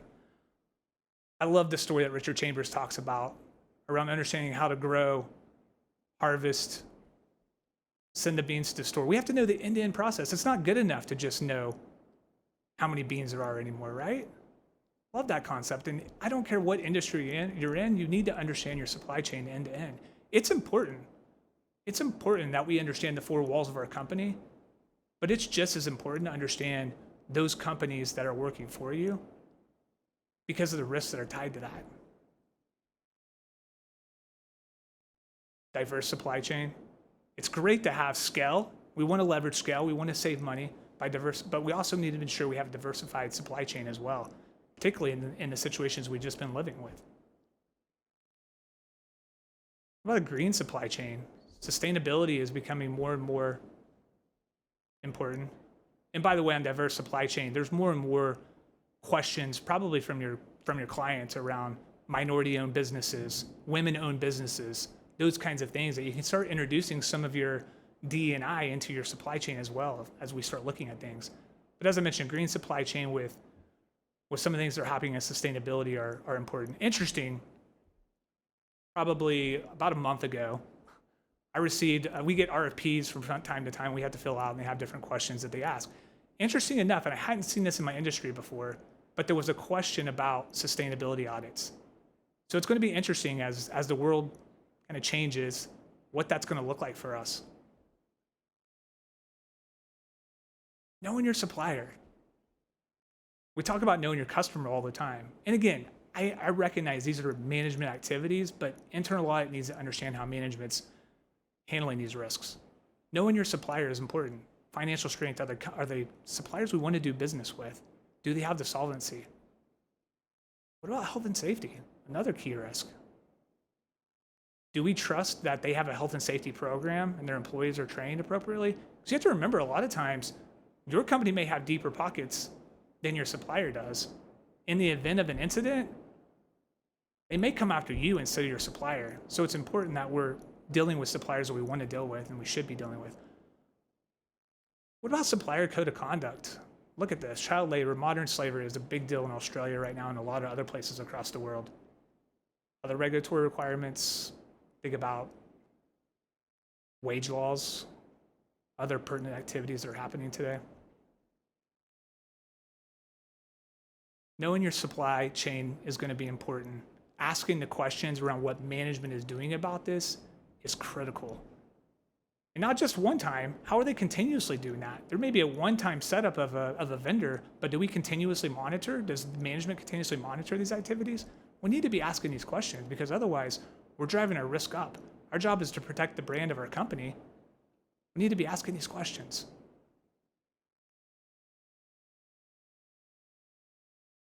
Foreign Corrupt Practices Act. Again, another opportunity to protect the brand of our company. The last thing we want is to show up on the front page of the news or Twitter with an incident that occurs in FCPA. Conflicts of interest is an area where we have done work. Certainly, you can't talk about supply chain without conflicts of interest. I know in the past we've leveraged data analytics. Ian talked about just the future, but we've certainly leveraged data analytics to try to pull together information in order to identify perceived or potential conflicts of interest to ask questions. You think about how we can use technology to do that. And it's certainly last but not least, and I know the panel later is going to talk about fraud indicators, which I'm really excited about. It's going to be a very engaging conversation, but fraud indicators. What are we doing there? What's the management doing there? And what can we do?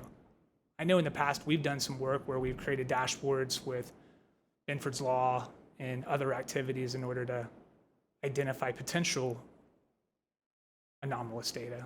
That could be everything from round dollar invoices to seasonality spend or days of the week spend. That looks interesting. So knowing supply chain end to end, again, this is an oldie but goodie, but something that we don't want to lose our sight on. Moving on, number 3 of the 7 that we want to talk about today: diversity, equity, and inclusion. Organizations with diverse boards and executive teams are more likely to outperform their less diverse competitors. We know this. By the way, this is not something we haven't been talking about for a long, long time. I know we've had some recent events that have created a lot more importance on this, but it was important before that.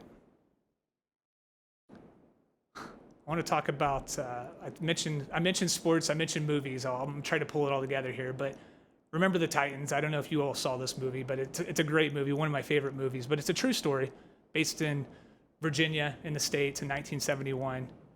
And the schools were segregated at the time. There was a federal mandate to integrate the schools. And this football team, American football team, came together. Besides all the noise that was happening there, build friendships based on all the challenges they were faced with, all the differences that they had, to come together as a team to win a championship while the world around them was rioting and just could not get along. And this team did that. They won the championship. No surprise, you look at the numbers here, when you think about ethnicity, gender, diversity, part of the ingredients to winning a championship. I want to go a step further. We talk about diversity of these 2 elements, which are extremely important, but I want to talk about diversity of skills. That's another important element. We think about that football team. There was 22 players, 11 on offense, 11 on defense. Not every one of those players had the same skill. You didn't have 22 linemen out there, or 22 wide receivers, or quarterbacks, or running backs, or defensive backs. You had 22 players with unique skills out there. Our team should have that same dynamic. Our company should have that same dynamic. We should be thinking about that. Are we, is the question. Are our companies doing that? Are we asking that question?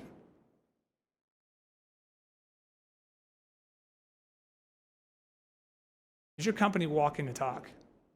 Recent study by BCG says that 97% of workers say their company has a diversity program, but only 25% are benefiting from that. Are we asking that question? What are we doing to provide assurance around what management says they're going to do?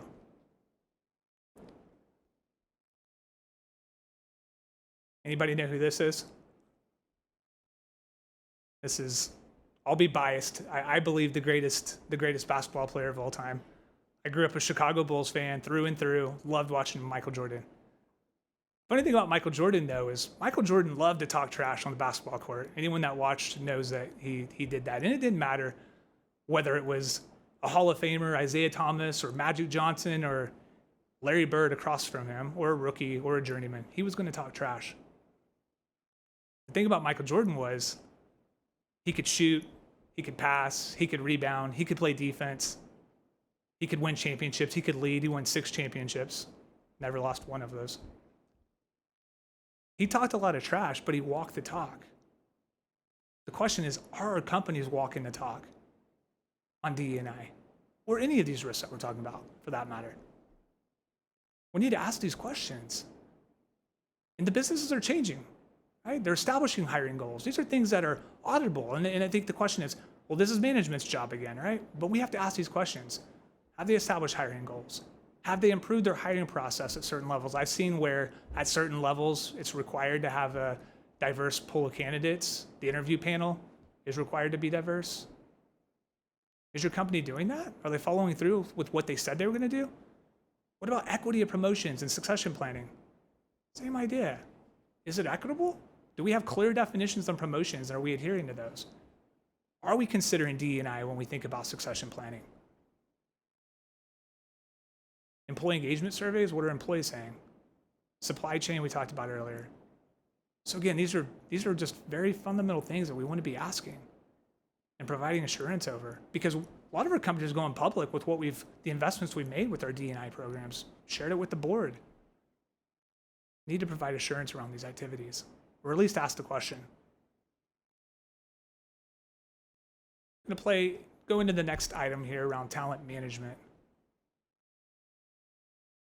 Yet again, one more sports reference for you. Baseball. We're really not going to talk about baseball, though. I'll tell you that right now. For anyone that saw Moneyball, Brad Pitt was in Moneyball. Any Brad Pitt fans, ladies, maybe? Well, the movie really it's about baseball, but it's really about talent management, and it's about the use of data. Going back to what Ian was talking about earlier, but the use of data in order to predict the outcomes that we desired. In the movie, they talk about we don't want to go out and buy these high-priced contracts of players to build a championship team. They leverage the data to figure out who's good at certain activities to build a championship team, and that's what they work towards doing.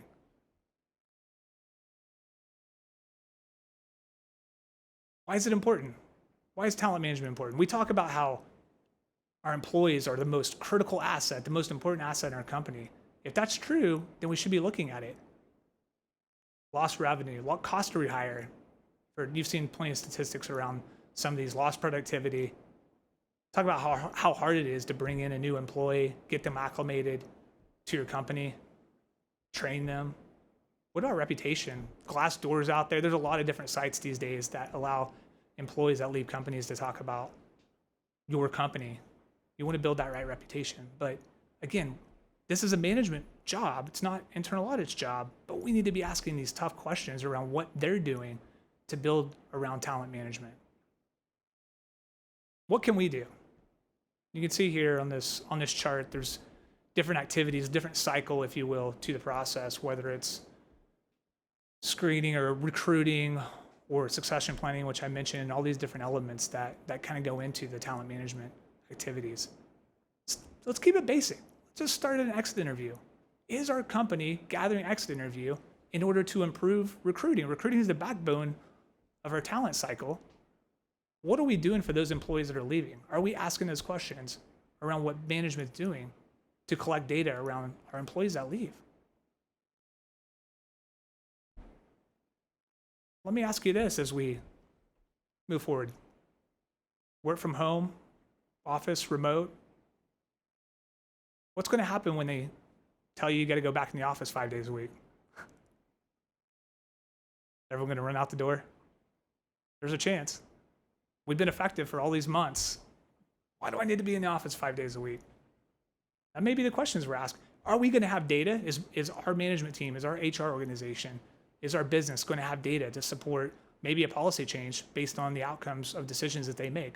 I'm using that one as an example. But we certainly want to make sure we have that information. Engagement surveys. We do these employee engagement surveys. An internal audit always talks about doing culture audits. How do we do a culture audit? There's a surveys that companies run. I'll go back to Michael Jordan walking the talk again. Raw, raw, raw. Management does a survey. They said, we're going to do all these things. It almost sounds like a campaign speech. We're going to do this and we're going to do that. And we heard you. Are they doing those things? Are they doing those things? Is it improving morale? Is it improving turnover? All those different things that we learned from the survey? Are we providing assurance that management's doing what they say they're going to do? Can we provide that level of assurance? Talked about recruiting a little bit. You hear recruiting, you hear all these different metrics. Time to fill. How quickly can we get someone in that seat? It's important, don't get me wrong. But is that really the right metric that management should be focused on? What about hiring for fit? Shouldn't we be more focused on attrition, retention, those sorts of metrics? I've seen where we've done recruiting audits where the metrics they're tracking are not correct. They're not accurately being captured. They figured out a way to beat the system so their numbers look better. Things to consider. Succession planning, I mentioned it briefly in DE&I, but certainly as we think about what does the future hold for our organization, have we identified the leaders of the future? Are we developing them? If they're prepared now or they're prepared in the next 2 years, do we have a plan? How do we plan on getting those folks developed and trained? Governance review of that's important. Provide that perspective to management. And then there's offboarding. Talk about offboarding, and maybe we stop at terminating employees.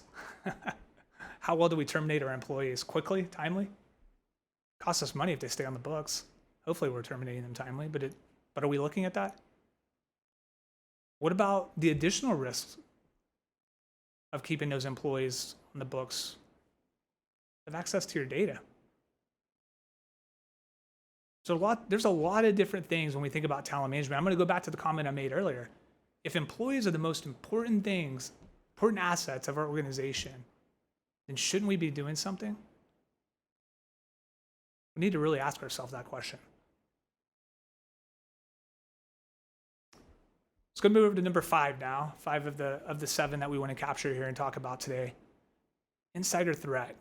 What is it and why does it matter? In the simplest form is it's employees that have access, maybe rightfully so, that will end up doing something negative with that data. Since 2018, you can see the cost of insider threats have risen by 31%. The world's changing. Ian talked about it. The world's changing. We know it. The world's much different than it was before. And you look at this study that was done. You have your negligent insiders, your criminal, and your credentialed insiders. Look at those numbers. Wow. The negligent insiders are those that really just aren't trained, don't have the proper awareness. And you look at that middle section, which is where I'd like to spend a few minutes talking about criminal insiders. $756,000 per incident. A lot of money. What are we doing? Are we asking questions about our insider threat program? There's elements of, everyone probably has a cybersecurity team and they're doing different elements, but do we truly have an insider threat program that we've been able to evaluate? Are we asking this? Probably should be.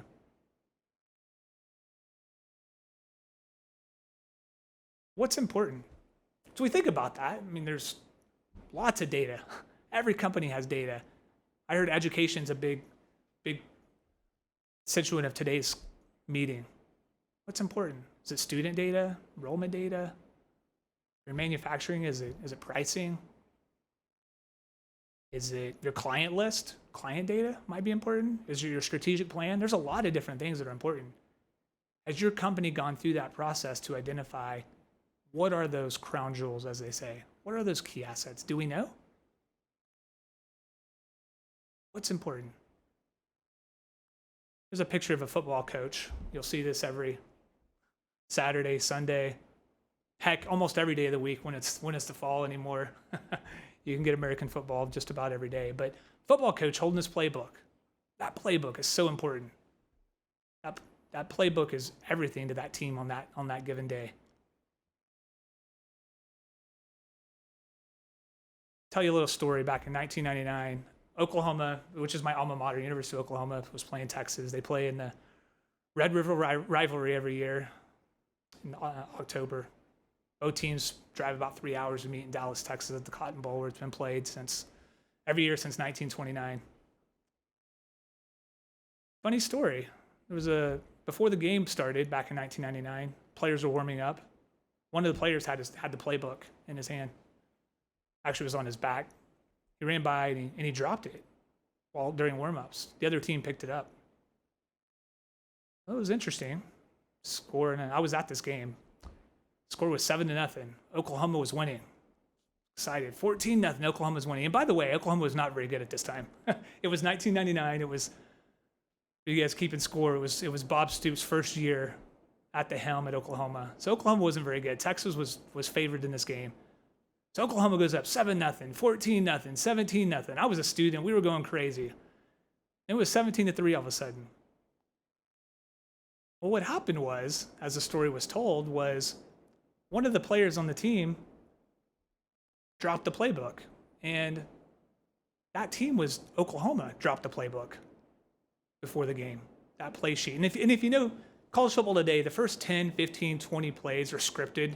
So pretty much they know what they're going to run before the game's even started.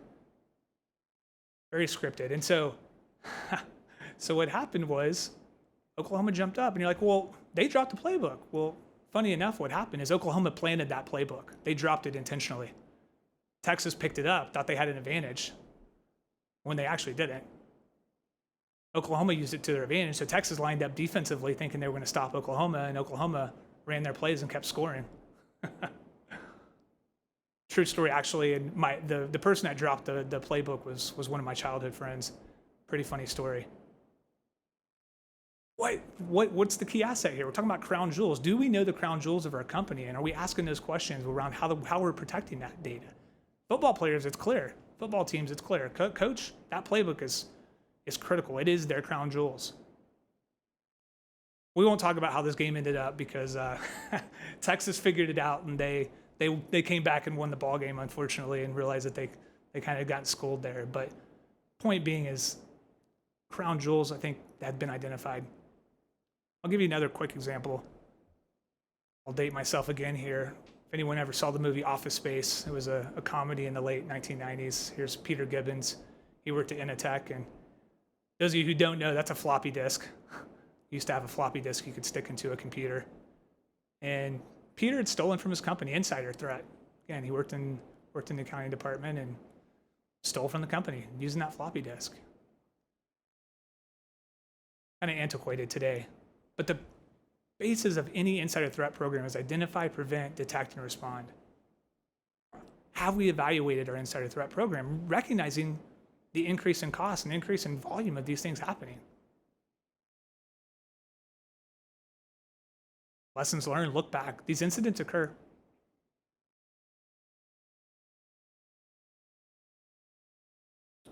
You have the USB ports that basically happened after the billing, after the floppy disk.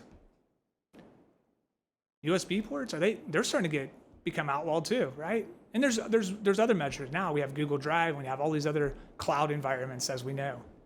Some companies are starting to lock down USB ports. My company did that a couple years ago. Everyone's up in arms. You can't take away our USB. We forgot about it by now, but it was one additional way to protect the company. So again, let's just make sure we're asking these questions around insider threat. Disruptive technology is going to move on to number 6 on our list here of disruptive technologies. And I think that Ian pretty well set the stage for us here on disruptive technologies. I think the question always is, so what's your business doing to invest? We've all heard the jokes about Blockbuster. I don't have to go down that road. We all know that brick and mortar movie stores no longer exist. We know what Steve Jobs did with the iPhone. We all walk around with our cell phones in our pocket, in our purse. Everywhere we go, we have a computer basically on us nonstop. What's your business doing to invest? It's not our job to drive strategy. I understand that. It's not internal audit's position. It's not our job. But there's activities we could be looking at. And by the way, is it on your enterprise risk management list? Is it an ERM risk? Because if it's not in yours, it may be on your competitors. And what are we doing to evaluate the CapEx process? We're spending money. We're spending money on technology. Are we spending in the right areas? Again, it's not a question that we need to ask, but the question we could ask, are we getting the ROI that we expect? Is there an effective process to say, here's my business case for what I want to invest in.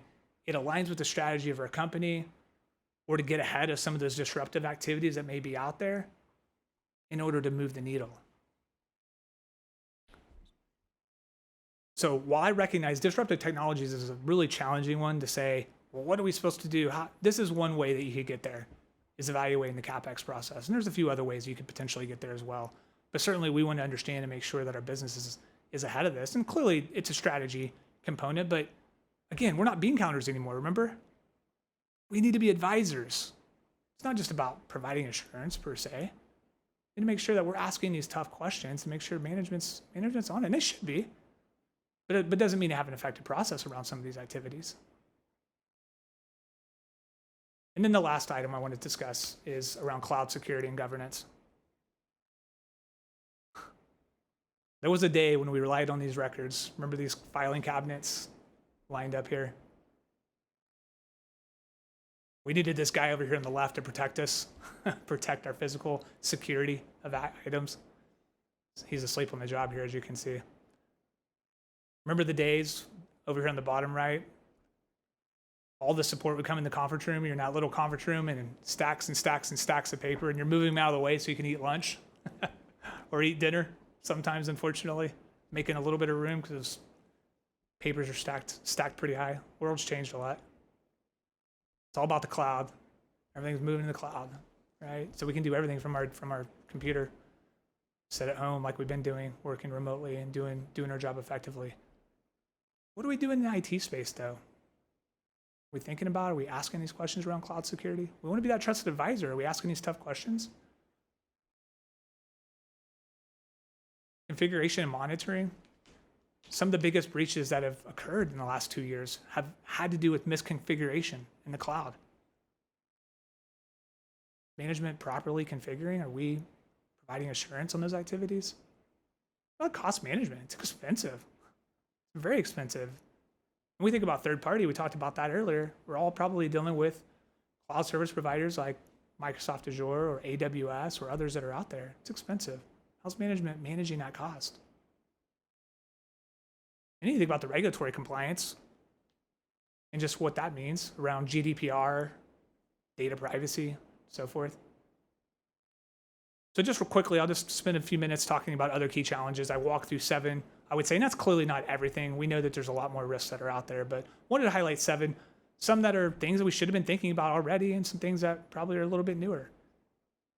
Health and safety, I mentioned that a little bit earlier, but certainly health and safety depending. I mean, we know obviously with the pandemic, health and safety is number 1 on everyone's list, but if you're in certain organizations or certain industries, oil and gas, it's always going to be important. It's always at the top. If you're in real estate services, I saw folks from hotel as well. That was going to be attendance today. I mean, there's certain industries where health and safety is always going to be there.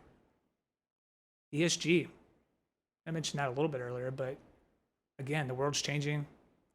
There, climate change. I'm hearing more and more from different boards that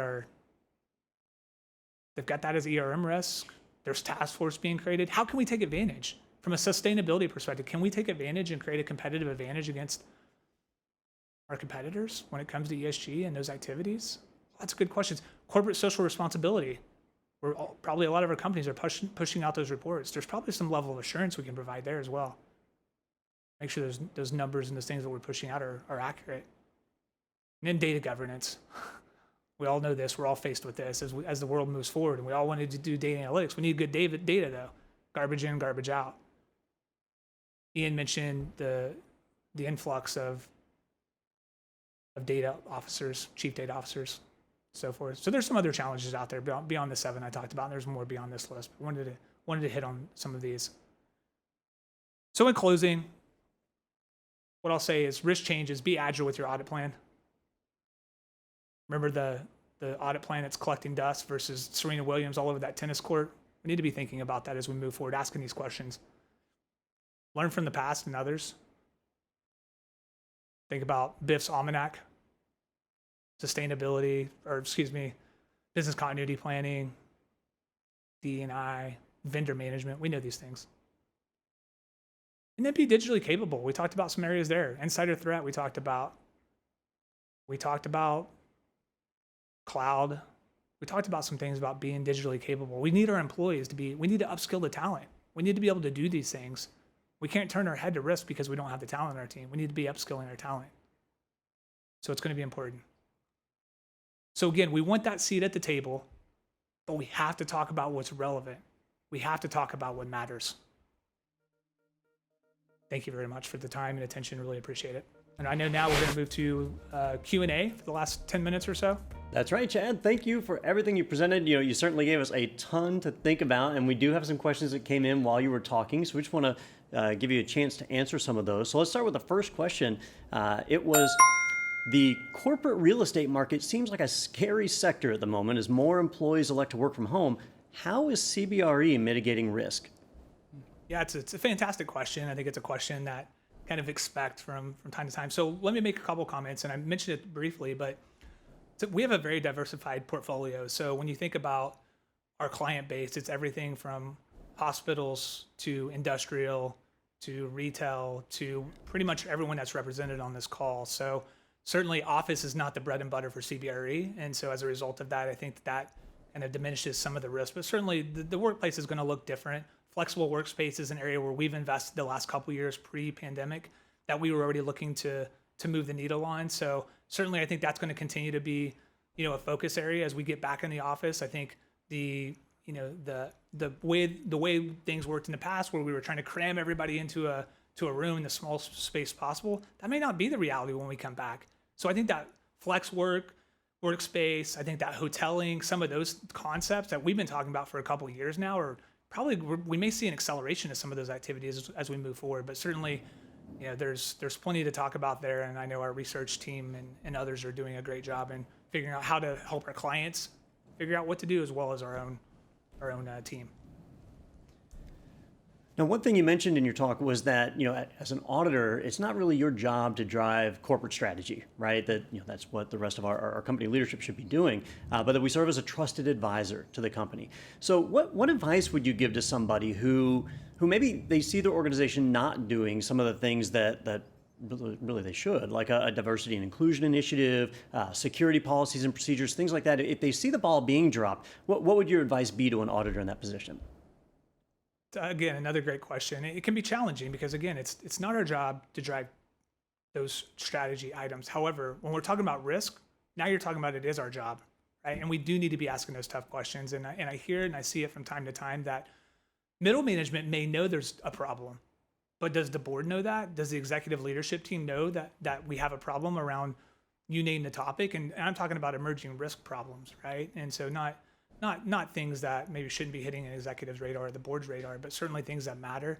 So it can be tough, I can assure you, and they're tough conversations where you have something that may not be auditable today, right? Because they don't have a program in place, but that doesn't mean we can turn our head to those things. So that's where, you know, you expect your leadership team to be having some of those tough questions, driving those questions, working with the executive team, working with the board to be transparent, because at the end of the day, our job is to protect our shareholders.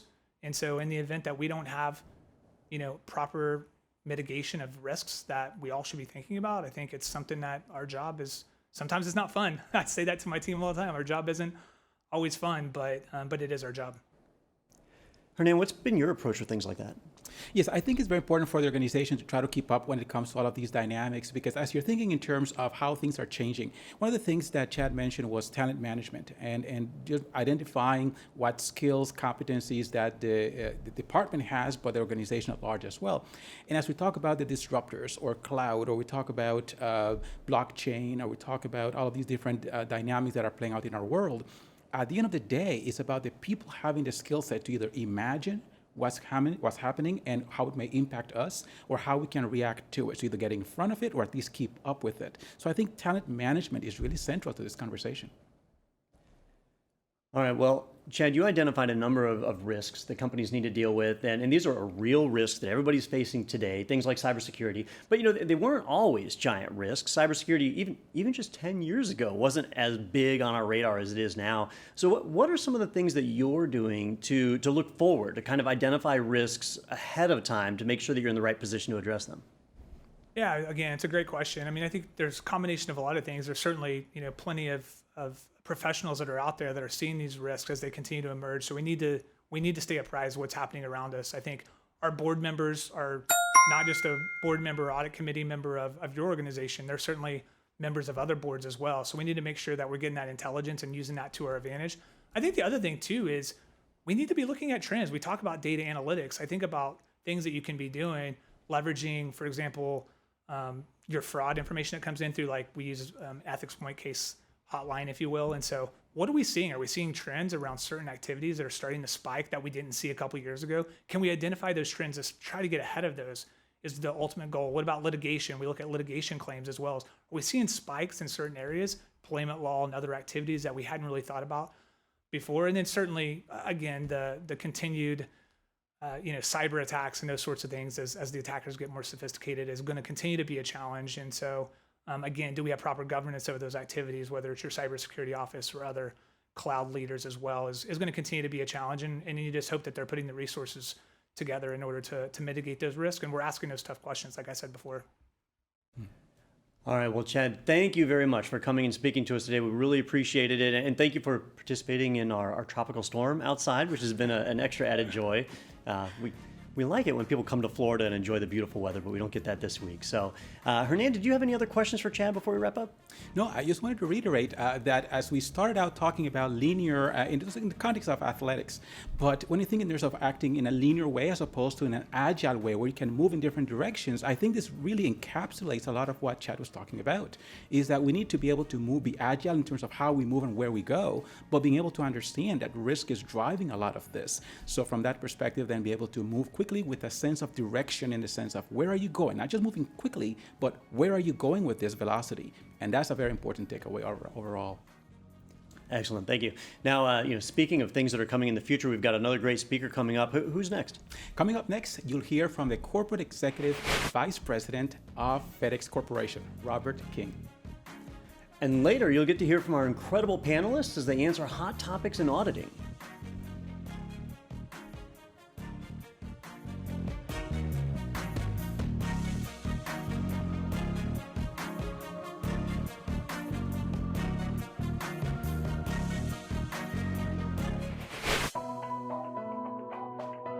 I'd like to invite you to join us this summer for 4 free webcasts designed specifically to help auditors of all levels perform the job more effectively and efficiently.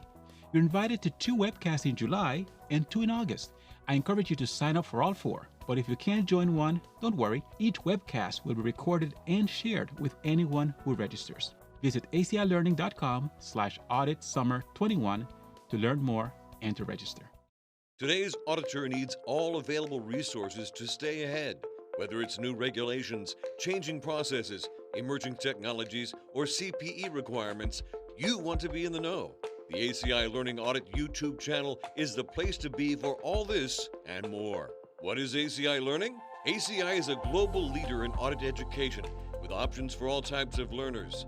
Online self-paced learning, instructor-led learning, and virtual courses. You can also choose a curriculum tailored specifically for your organization. Whether you are focused on internal audits, IT audit, compliance, risk management, or fraud, the climate is changing rapidly. The ACI Audit YouTube channel makes it easy to be informed. Subscribe to the ACI Learning Audit YouTube channel today and hit the bell for notifications so you won't miss a thing.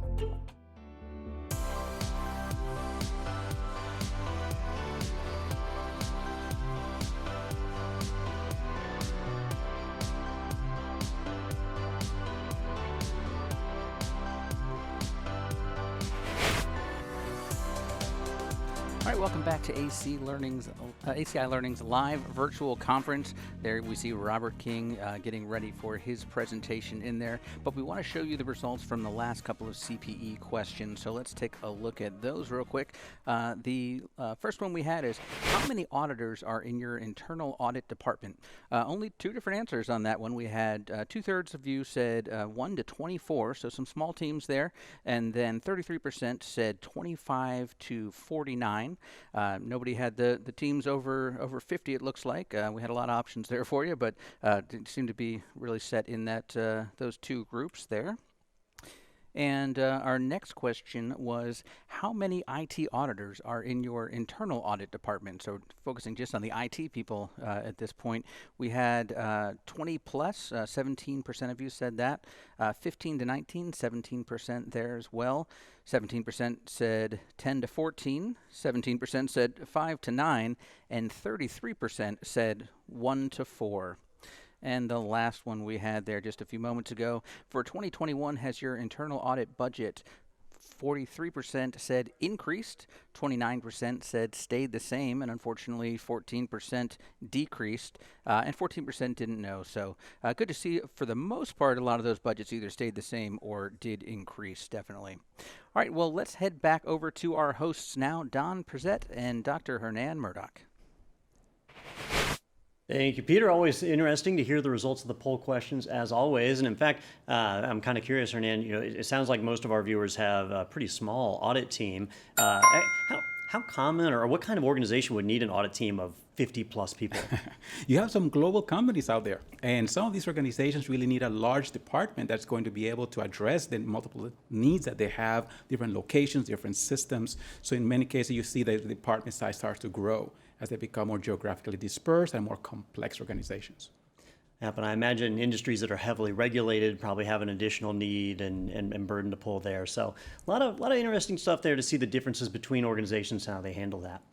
All right, well, our next presenter is going to give us some tips and tricks on how to be more productive. Overcoming obstacles to clear the way for a path to productivity can be a challenge. ACI Learning speaker Robert King presents a clear methodology to make productivity your superpower. Now, the Corporate Vice President and Chief Audit Executive at FedEx Corporation, Robert King.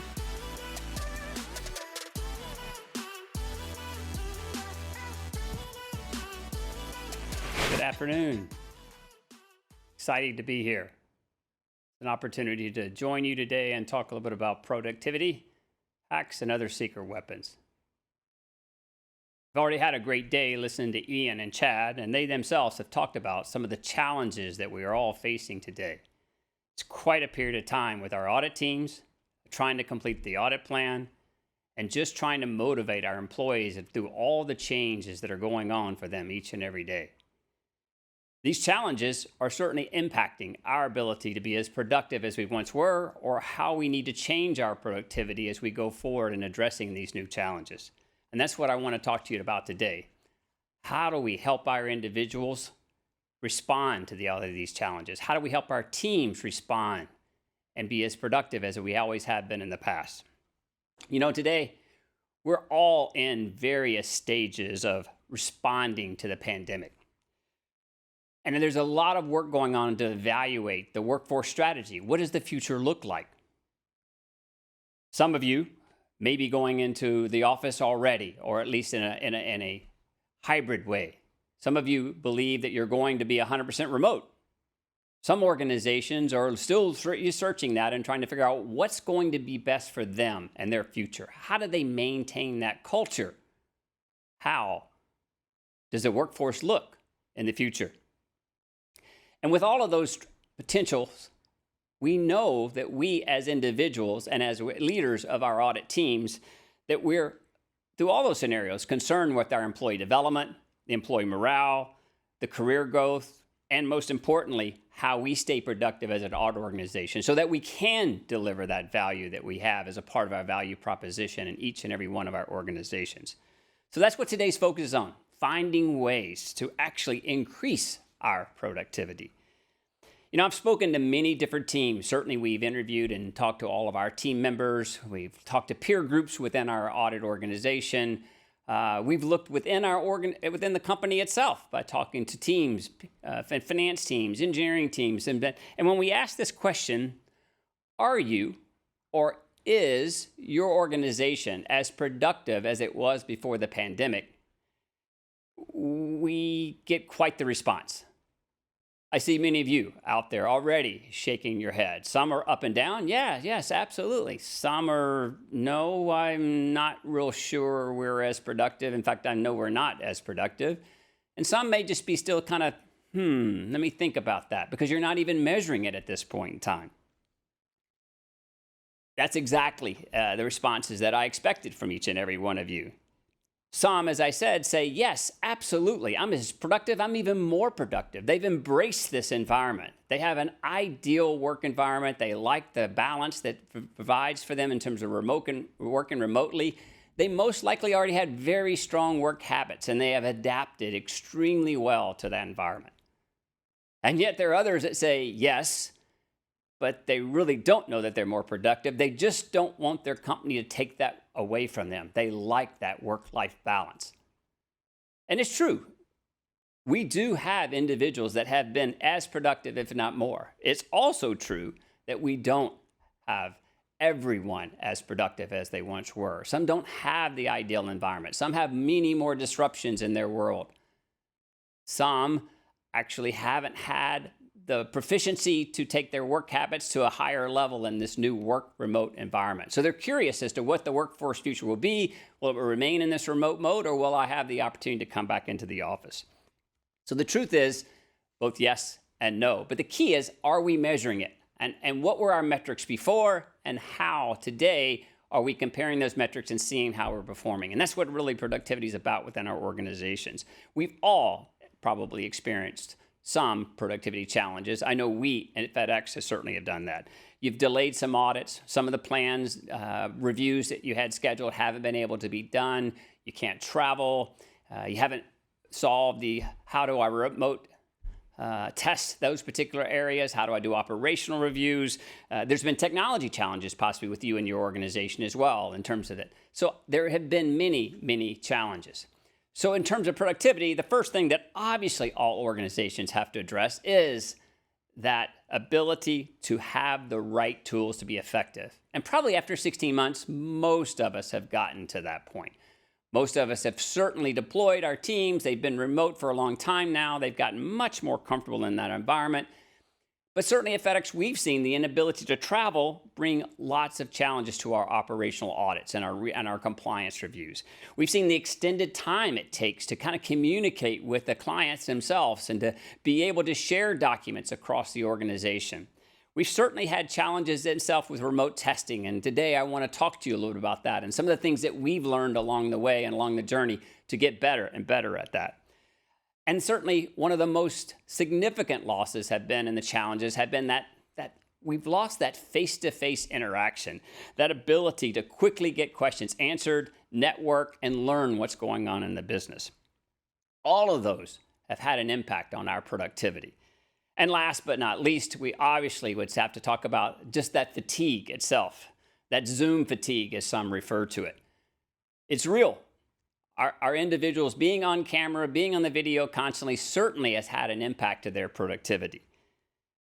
You know, one wouldn't think when we started going remote that all of my team members that have that 1 and 2 hour commute would ever say, I missed that commute. And that, well, I don't really miss that commute. What they really miss is the fact that this is the last train and I've got to leave. I've got to leave the office. I've got to catch this train to be able to go home. So it gave them a very solid end of the day, beginning of the day. And that's not what we live right now. It's very, very blurred in regards to our environments.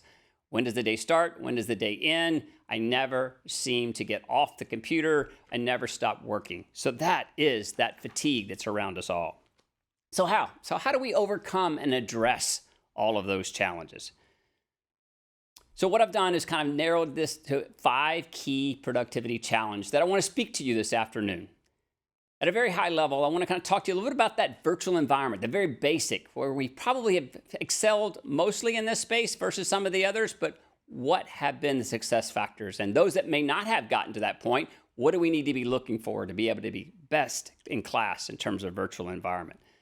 And then the training and communications sort of go together. And the communication side, how do we communicate with our team members? How do we communicate with our peers? And most importantly, how do we communicate with our customer? What has had to change to be effective in this remote environment, which potentially can be part of our workforce strategy of the future? And then training. What are the critical skills we need today? How are we training our individual? How are they getting that information about the company? As we said, one of the key losses is that face-to-face interaction and learning just day to day about what's going on. How are we backfilling that? How are we making sure that they have those future skills and that future knowledge to be successful? So we'll talk briefly about that. And then operational excellence. It speaks for itself. How efficient are we at being productive, at delivering that plan and completing the audits in a timely manner? And then finally, talk a little bit about risk assessment. We've already heard from Chad today about agility and the need to be agile, and that is so true. And then we also heard about being continuous in our risk assessment and thought leadership. That's extremely important, but yet to improve our productivity. So we'll talk about each and every one of those challenges. So first, let's talk about this virtual environment that we're all in. Zoom, WebEx, Microsoft Teams, whatever it may be. That technology now has been embraced, hopefully, by all of your organizations. And some proficiency has certainly been obtained by all of your team members in that space. We've certainly addressed those laptops and that connectivity and being able to use this technology.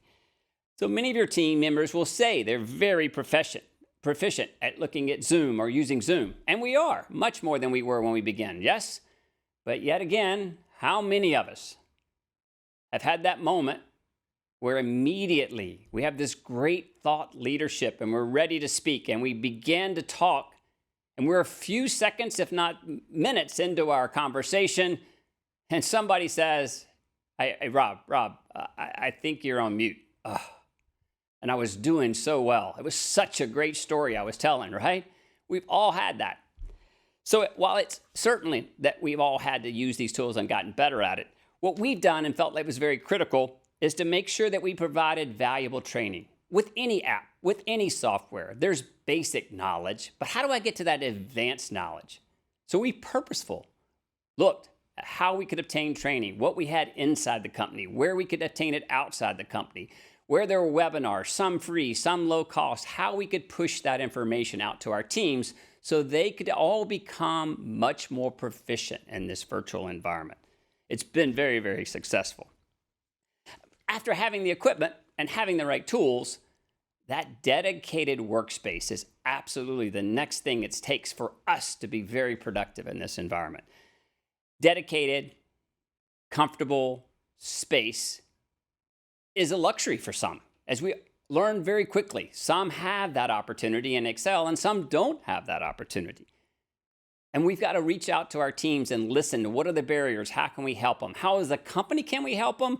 How can we facilitate that as a team in the organization? The truth is, we don't see yet the full future, as we talked about earlier about workforce strategy, but certainly there's a belief there will be some type of hybrid model, and there will be some type of working remotely in a virtual environment for the audit teams of the future. So we've got to invest in it. We've got to invest in it as an individual, and we have to invest in it as a company.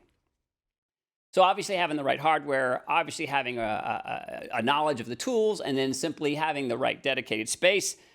The other thing that we have to do is change our mindset in this virtual environment.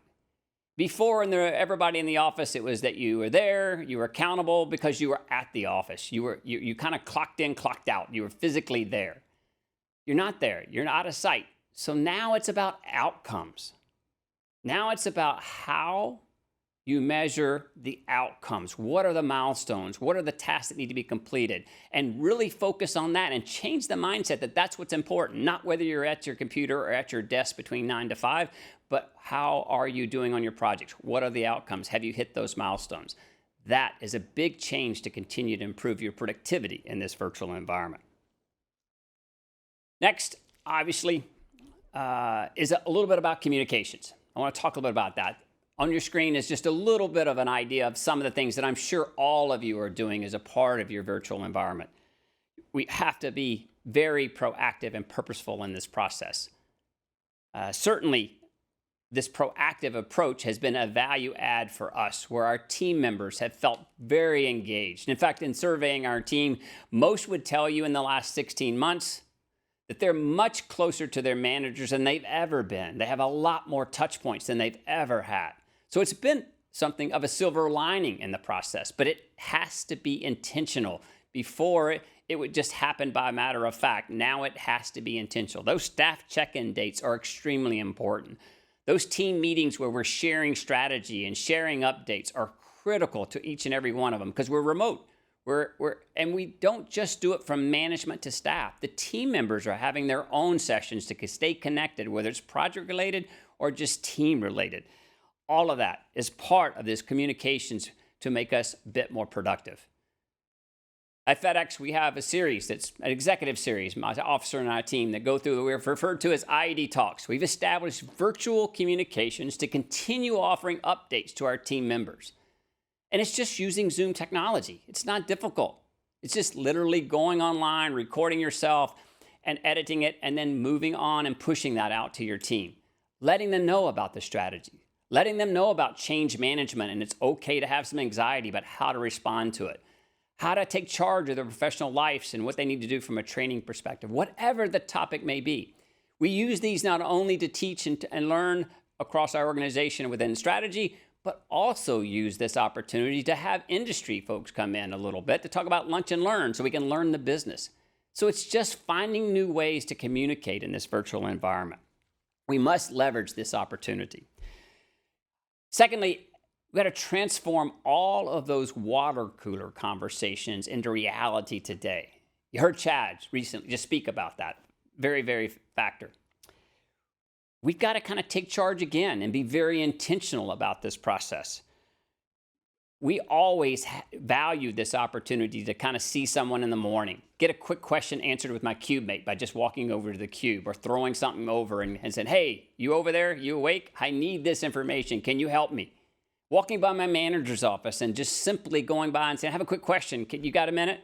Walking by the customer's office and working in that environment, and the same thing, checking in with someone very quickly just to get an answer and move on. All of those things have been very, very difficult in this current 16 months that we've experienced, and we've got to help our team members be better at that. We've got to help them manage that going forward. And then this incidental opportunities that we would have at the break room maybe, or the elevator, or in the parking lot. How can I replace those events? How can I still be engaged with everyone, still working at my home, feeling that I'm out of sight? And the answer is simple, as we just talked about, is being intentional.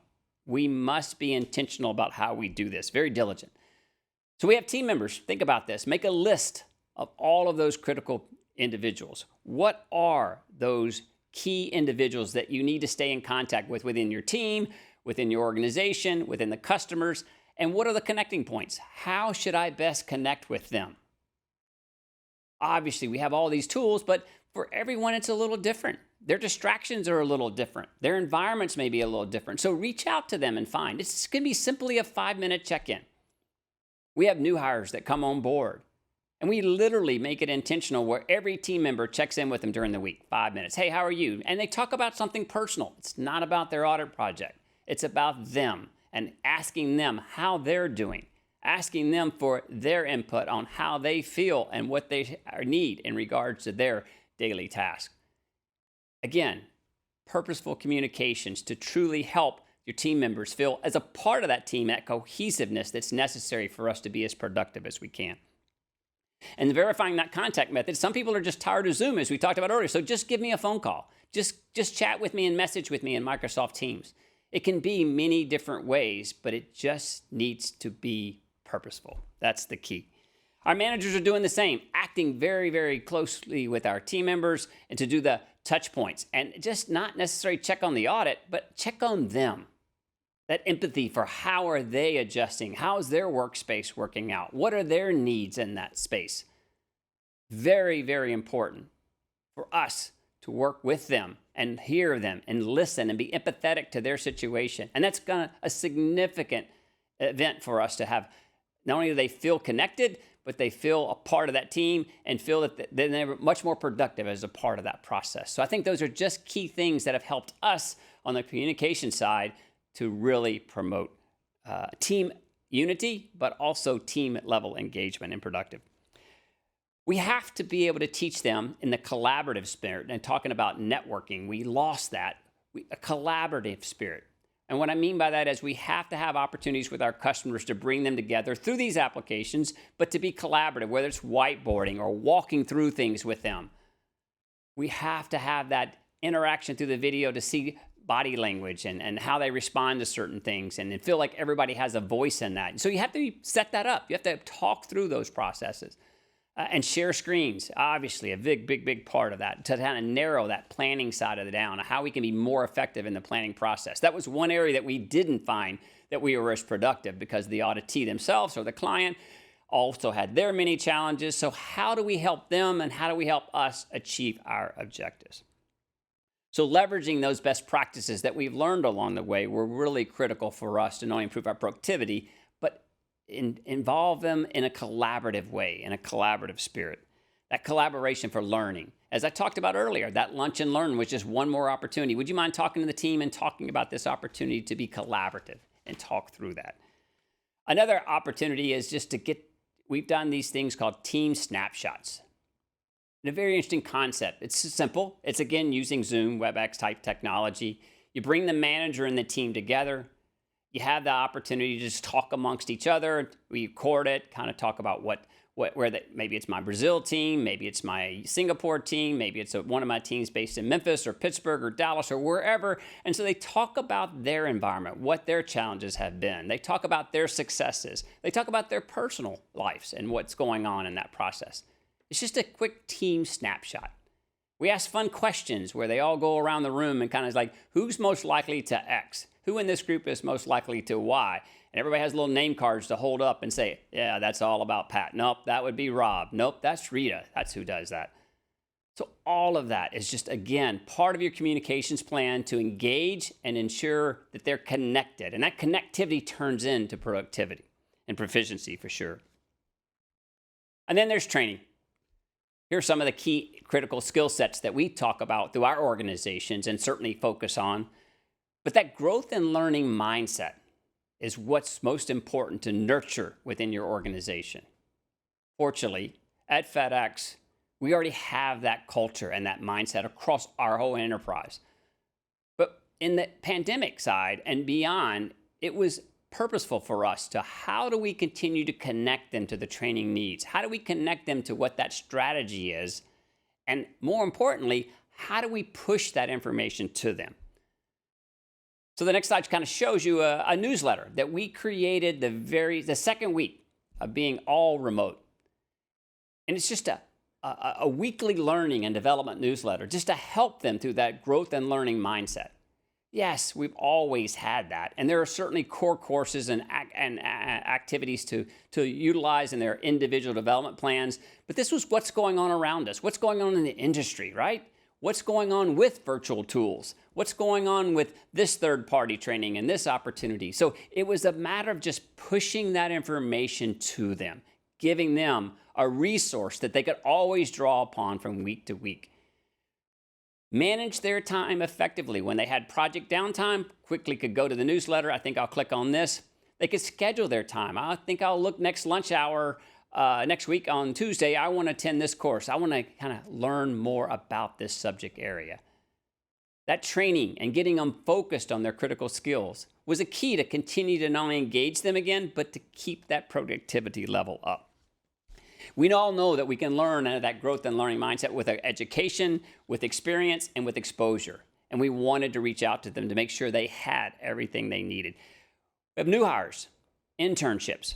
All of that was an in-classroom type of training. So all of that had to be transitioned to online video, online training. So our team responded very quickly to how we could push that information and still be very effective at getting them through their online training and new hire training. That was extremely important as part of the G&L side. This newsletter has been phenomenal for us in terms of getting this information pushed, as well as giving them the opportunity to kind of check in from time to time on how well they are accomplishing their goals to achieve these critical skills and, more importantly, their individual development plans. It is extremely important that these skills that I showed earlier, like data analytics, critical thinking, conflict management, are part of those development plans, and we track all of that. Being agile in their thought leadership and thinking, all of those are things that we've set examples for them and given them this push training that we want to make sure we focus on. So you too, in the training side, can look at your own organization and think about what are those critical skills and how best should we accomplish that? What training can I find? What do I have in-house? What can I get through third parties?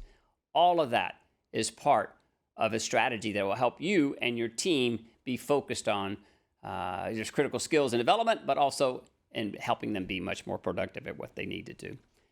Next, I want to talk a little bit about operational excellence. You know, auditing in these times of uncertainty, we don't have a vision for exactly what's going to happen within each of our operations. There's been a lot of paradigm shifts within the markets and with our own industries. There's also this workforce strategy paradigm that we're not sure exactly what that looks like in 6 months or a year or 2 years or 3 years out. We're all going through some level of that analysis, I guess, of that workforce of the future. So how will we work? What's the impact to our lives, both professional and within our personal lives? We've gotten real set on some new habits now, right? We've all got the new ways of kind of doing things, and we feel now comfortable. Oh, here comes another change, right? So we want to kind of help manage that thought. Now, we can all be confident. Whether we not know exactly what's changing, there's definitely going to be something that changes, right? We ourselves have already seen where we've had to adjust our risk assessment approach. We've had to change our audit plans significantly. It is a time, quite candidly, and that's what I want to speak to you a little bit in this operational excellence space, that we need to have a little bit of self-reflection. You know, it's a time also to be innovative. What needs to change? How do we adapt? What has worked really well? What have we learned from that? And how can we apply it going forward, especially if, in fact, we get to move into a hybrid type of model? We want to be successful. Sir, we've seen an increase in our advisory reviews. Maybe you have too. But there's a balance to that advisory and assurance work so that we still meet the expectations, right, of the audit committee and of the strategic management team and executive team.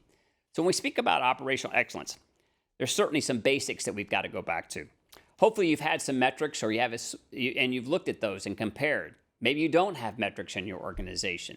So how can you evaluate whether you're being more productive and what you really need to focus on? You got to go back, as I just said, to the basics, right? Nothing's really changed of what we need to do. We have the basic mission. It's our job to provide that independent, objective assurance to the board of directors or to the committees that you respond to. It's our job to be strong risk stewards. It's our job to continue to evaluate internal controls and the risk assessment process itself and the governance of that. We have to be disciplined in that. That didn't change. It's how we go about achieving that operational excellence is really where the key is. And it's times like this, and we all have tremendous curiosity, but opportunities for learning as well.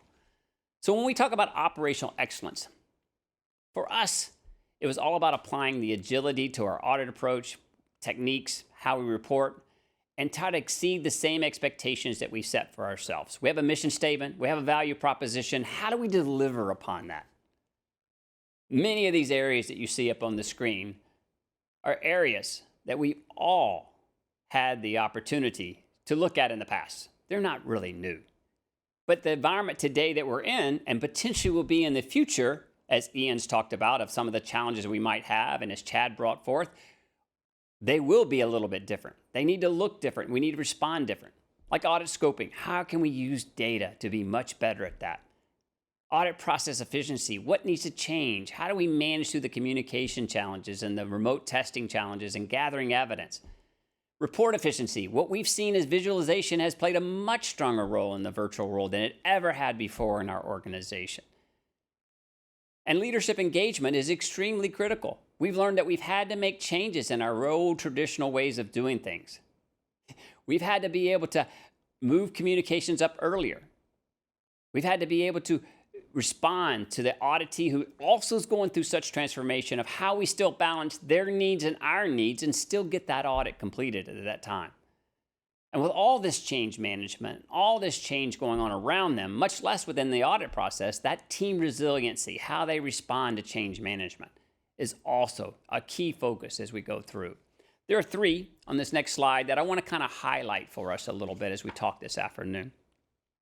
Obviously, remote auditing, something that we all have had to do to some degree in this transition. Maybe you don't have, everything's right there under you in your local area, but they weren't in the office. You didn't have the ability to go to that location and actually test and do substantive work.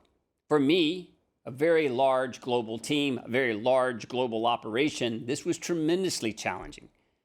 Even by regions, we weren't all in the same state of progress in regards to responding to the pandemic or in terms of vaccinations and things. So we all had different challenges within the regions. How can we perform this work? How can we be effective at still providing an assurance work in remote?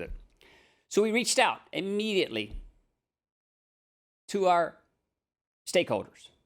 We leveraged those business relationships. It's extremely important to have a very strong business relationship, trusted advisor approach in your organization. And fortunately, we have.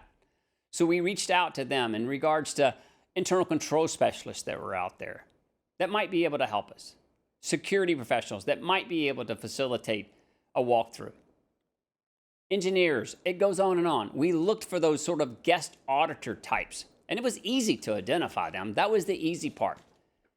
As always, in any guest auditor program, the challenge is finding ways to get them to align with your needs because they have plenty of things that they need to do themselves. So we had some early successes and some not, but we found opportunities where they could assist us in that remote testing process. We had staff resources. This is a few examples within the operations area, within the IT area, security and legal, and then, as I mentioned already, in finance. So we had to leverage all of that relationships and be able to facilitate in the guest auditor role. But having said that, there are a lot of audits that we had where there were no truly guest auditors in that particular space. So we had to look at other opportunities. Was there some co-sourcing we could do with individuals that we could use at those locations? That was potentially one opportunity. But how?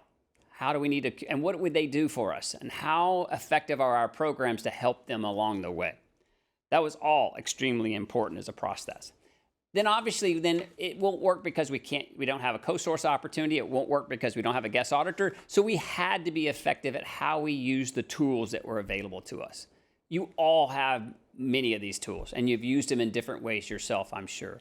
Obviously, we've already talked about the virtual environment and the Zoom and the WebEx and Microsoft Teams and widely used tools. But how do we use those tools effectively in remote testing? We used our smartphones to do some photo captures and looking at documents and things. We gave them opportunities to upload those to OneDrive or SharePoint so we could share documents and go back and forth. They may not have had OneDrive or that, but they used Microsoft Forms for us because we had Microsoft Teams under Office 365 across the whole enterprise. That allowed us to be able to use that tool and educate them on how we could share knowledge and share information. Obviously, screen sharing, but not only in terms of a presentation, but maybe sharing screen of showing us how they operate, helping us do a walkthrough. All of this technology was part of how we could be much more effective, right, at remote testing. And the first time wasn't as efficient as the second time, and we continue to learn and get better. And that's the key. The key there is we've got to share those best practices across your organization. If you have a small shop, there's not a lot of people to share with, possibly. Reach out to your peer groups, through your IA chapters, through your industry.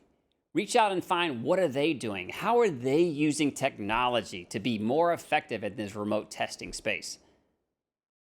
There's plenty of people that are willing to share. There's also online literature, white papers written by multiple Big Four, Protiviti, other kind of folks that will help you facilitate what are the best practices out there and what tools are they using. Maybe across your enterprise, what are the enterprise-like tools that you can tap into and learn and use as opposed to going out and procuring anything yourself? Again, we have to be innovative and have to be creative to use the technology that we have today. There are many apps out there. Ian spoke about the world of apps that we all live in. There are many apps that you can actually put on your smartphone that will help you facilitate to be even better in this space.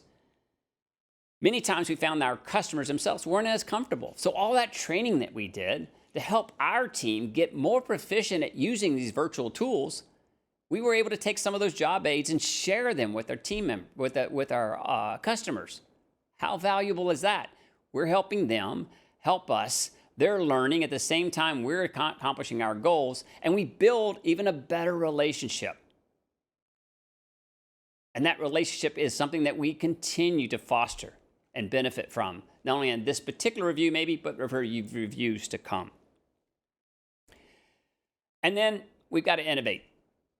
And innovate is where we really have been able to drive audit scoping. Audit scoping, obviously, is extremely important, making sure that we're focused on the right risk and at the right time.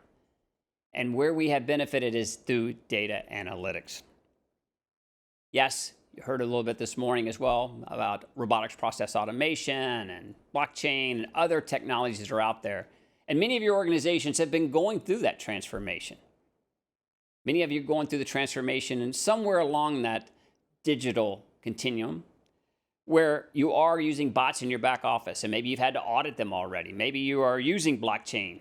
You obviously have moved to cloud technology. All of that is a critical part of your enterprise. Well, it needs to be the same for your audit organization. You have to go through your own transformation journey to be aligned and to innovate in your organizations. And that happens this way. You've got to invest in your people, you've got to invest in process, and you've got to invest in technology. That digital innovation happens with a strategy, with a goal in mind, and it can be a very simple goal. It can be one project. It can be one task. It doesn't have to be as broad as what I'm sharing with you today, but you have to start. You have to put that 1 foot forward to move. For us, it was the people. We needed the right skill set to start that journey. We needed to have dedicated staff whose job was data analytics. Data scientists, so to speak, right? So we hired one. Not 5, not 10, not 20, but we had to start somewhere. Now today, we have a team of data scientists, right? We go through significant training as a part of them, but more importantly for our team to truly understand training about data analytics, basics for them. That audit process has to change for you to be effective in this transformation. It has to be integrated into data analytics. You have to understand how to use that data in that audit lifecycle. So that team members, whether they're not data scientists or not, needed to understand that journey and that process so that we could transform how we actually audit and perform audits. So we've eliminated a lot within this process. Eliminated inefficiencies in some cases. We've eliminated sampling. We can do a full population test. It's really augmented not only our audit process, but also our risk assessment process with lots of technologies. And I will tell you, when I started this journey with one, we were using this set of technologies, and we evolved as our company, and quite candidly, the technologies themselves have evolved. Today, our teams lean very heavily into the cloud platform. Using Azure, Power BI, Oracle Analytics, we're able to actually automate certain solutions for our audit stakeholders and for our audit teams. We've been able to expand the user base itself of data analytics because many of my core audit team members have become Power BI users. They understand it, it's ease of use, and have been able to do remarkable things within that. It's just getting it started and getting them excited. Again, being very purposeful on our training has helped drive this productivity in this audit scoping area. And we've certainly increased data access. So this is extremely important. But remember, look in your own organization first. Where might that skill set be? Where might there already be this technology where you can lean in and use enterprise licensing? Use that technology that exists within your company so you're not going out to have to procure something, such as Oracle as we have, or Power BI as we have. That will help you minimize cost and help you get started early in this transformation. But this digital transformation has absolutely been the key for us to drive into more data-driven auditing, anywhere from our planning side, to our fieldwork side, and ultimately to our risk assessment, and then last but investigations. But as I spoke earlier, while we have a dedicated resource, which is important to remember with data analytics, and especially as it feeds into audit scoping, that's a starting point. That's the data. That's being able to assess data and begin to provide insights. But that core audit team is a valuable part of this value that we deliver. They have to help us interpret. They have to be the reasonless check. They have to go tell us what else we might need to check with that, or what else we might want to compare with that. They're a critical component of our success in this data-driven audit process. We need subject matter experts. The resource can only take the data that's there, and the data analytics resource, and produce a dashboard or produce insight. But if it's valuable or not, and how we drive that into the audit plan and how we drive that to the customer is really dependable on our subject matter expertise. And whether that could be the core audit team, or that might relate to our subject matter experts that we have outside our audit shop, whether it be external or internal. On the screen are just some examples of where we've been able to take that opportunity to use data to drive some excellence across our operation. Whether it's been millions of packages of shipment data and giving them that perspective, it's been looking at gaps that are on the revenue side and about pricing or rating, some training opportunities that relate directly to compliance and regulatory, and giving them direct feedback, not just on a sample basis, but the whole universe that's out there. And then an area that we all need to stay focused on as we look at cyber and other key risks that we have, it's the access control. So we've used these tools to help give some common audit tests for logical access that our auditors can just pick up out of the toolbox and use going forward. Now, we've been along this journey for over 5 years, but it's a journey that you have to put one foot forward. We didn't have this year one, but it's something that will quickly multiply as you let more learnings and your team gets excited about it. But we have to use this people, process, technology process to leverage and lean into that knowledge and how we become better at this point in time. And use the data. We have to use the data that's out there and available, but we've got to drive the insights that we need to drive from that data. And that's where that team comes from, and as subject matter experts come in. And last is the audit team resiliency. And that's really just about what I've spoken about, change management, right? How do we help our team members through all of that change and the anxiety sometimes that builds up? I mean, you know your team better than anyone. Who handles that better than others? How do I need to engage with them, ask them how they're doing? It's really about the people side and having those touch points that we talked about in the communications. That's how we continue to help manage resiliency and listen. What's working? We talked about that self-reflection. What's working? What's not? How can I be more productive if that's not working? Talk a lot about a quality-driven management in the organization at FedEx, and one of the key components of that is to measure, and that we have failures, and we have to learn from those failures and then reapply once we've assessed it and build out the new solution and go forward with that and measure again, right? So using that mentality in your self-reflection and with a look, it will help you drive productivity, whether it's in the remote testing, it's specifically in the audit process efficiency that we talked about, reporting efficiency, or even in specifically this resiliency space. We've got to be focused on that. And that's why we drive our own productivity. So as I said, there's many successes. We've talked about a lot of these already, and how we've leveraged the non-audit resources, how we've leveraged Power BI dashboards. They're easy to use. It's helped us with visualization. It's helped us move the data to the client so they better understand it. A very, very important part of our success in terms of using it to data visualize for that customer. We certainly have had lots of communications, and we've talked about a lot of those, and the remote testing. That growth and learning mindset we've already talked about, and all the tools that are out there, including Microsoft Forms. So these are just some of the many, many successes that we've had along the way. So let's talk a little bit about risk assessment. When we talk about risk assessment, again, this data analytics approach has helped us look to that future, helped us be successful to have deeper insights, and most importantly, drive efficient testing, right? But what it's also helped us is tackle risk and look at it differently. Much, much deeper insights. Look at your organization. What are those key risk indicators that are out there? What's being measured today? What other organizations might have dashboards that are measuring some of that data? Those are great sources for you, and tap into the source of theirs to let you build it within the audit organization. Dashboards that help you pinpoint certain risk or anomalies. Using data analytics has helped us drive an automated solution to think about a risk, spot trends. And again, we've used enterprise tools many times. The Oracle Analytics Cloud is a perfect example. We built some other things with our own data scientist team.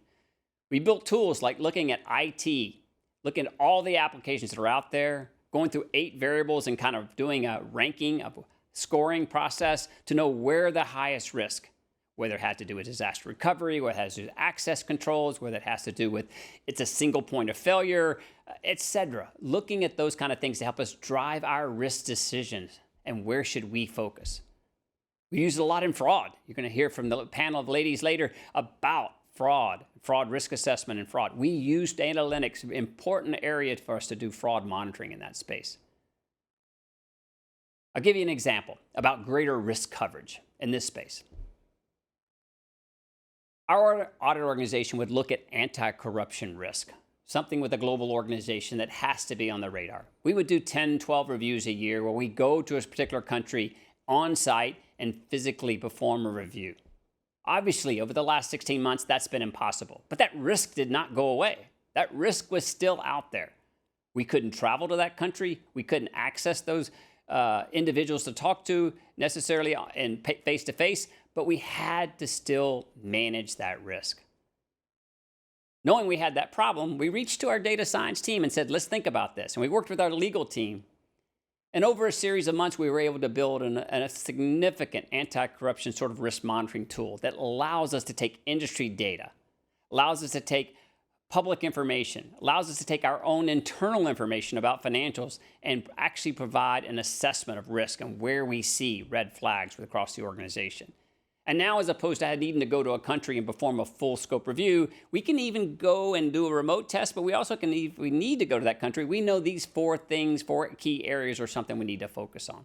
Again, using automated solutions to transform how we, in internal audit, address risk. That's the value of this.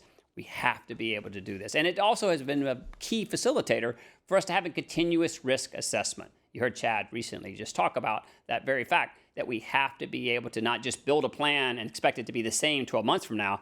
We have to have continuous risk for sure. So looking in the future, we obviously have to have that business of agility, right? Continuous risk assessment is extremely critical.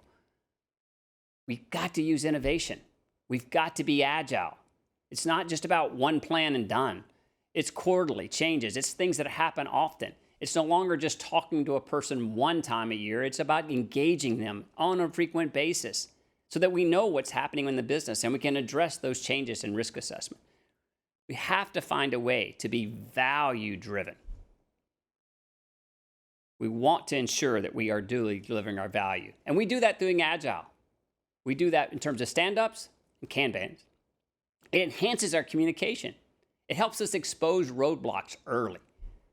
It really instills accountability. Everybody kind of knows their role, including sometimes the customer who may be a part of some of those daily stand-ups. And it has certainly fosters teamwork. Again, find the tools that are advantage to you to help your own productivity. That's the message there. To be value-driven is all about being relevant. It's all about having the speed and agility to respond to ever-changing environment that we're talking about. Some that we know and some that we can't see yet. It's about finding ways you and your organization can be innovative, whether it is data analytics or it's robotics or whatever it may be. We have to find a way to continue to be innovative and promote that culture within your organization. And obviously the flexibility, the willingness of our team members to step up and take on those new challenges, right? To have the skill sets through upskilling to be ready for those new challenges. All of that is part of that value-driven and helping you drive productivity. Being relevant at the right time, being innovative as well.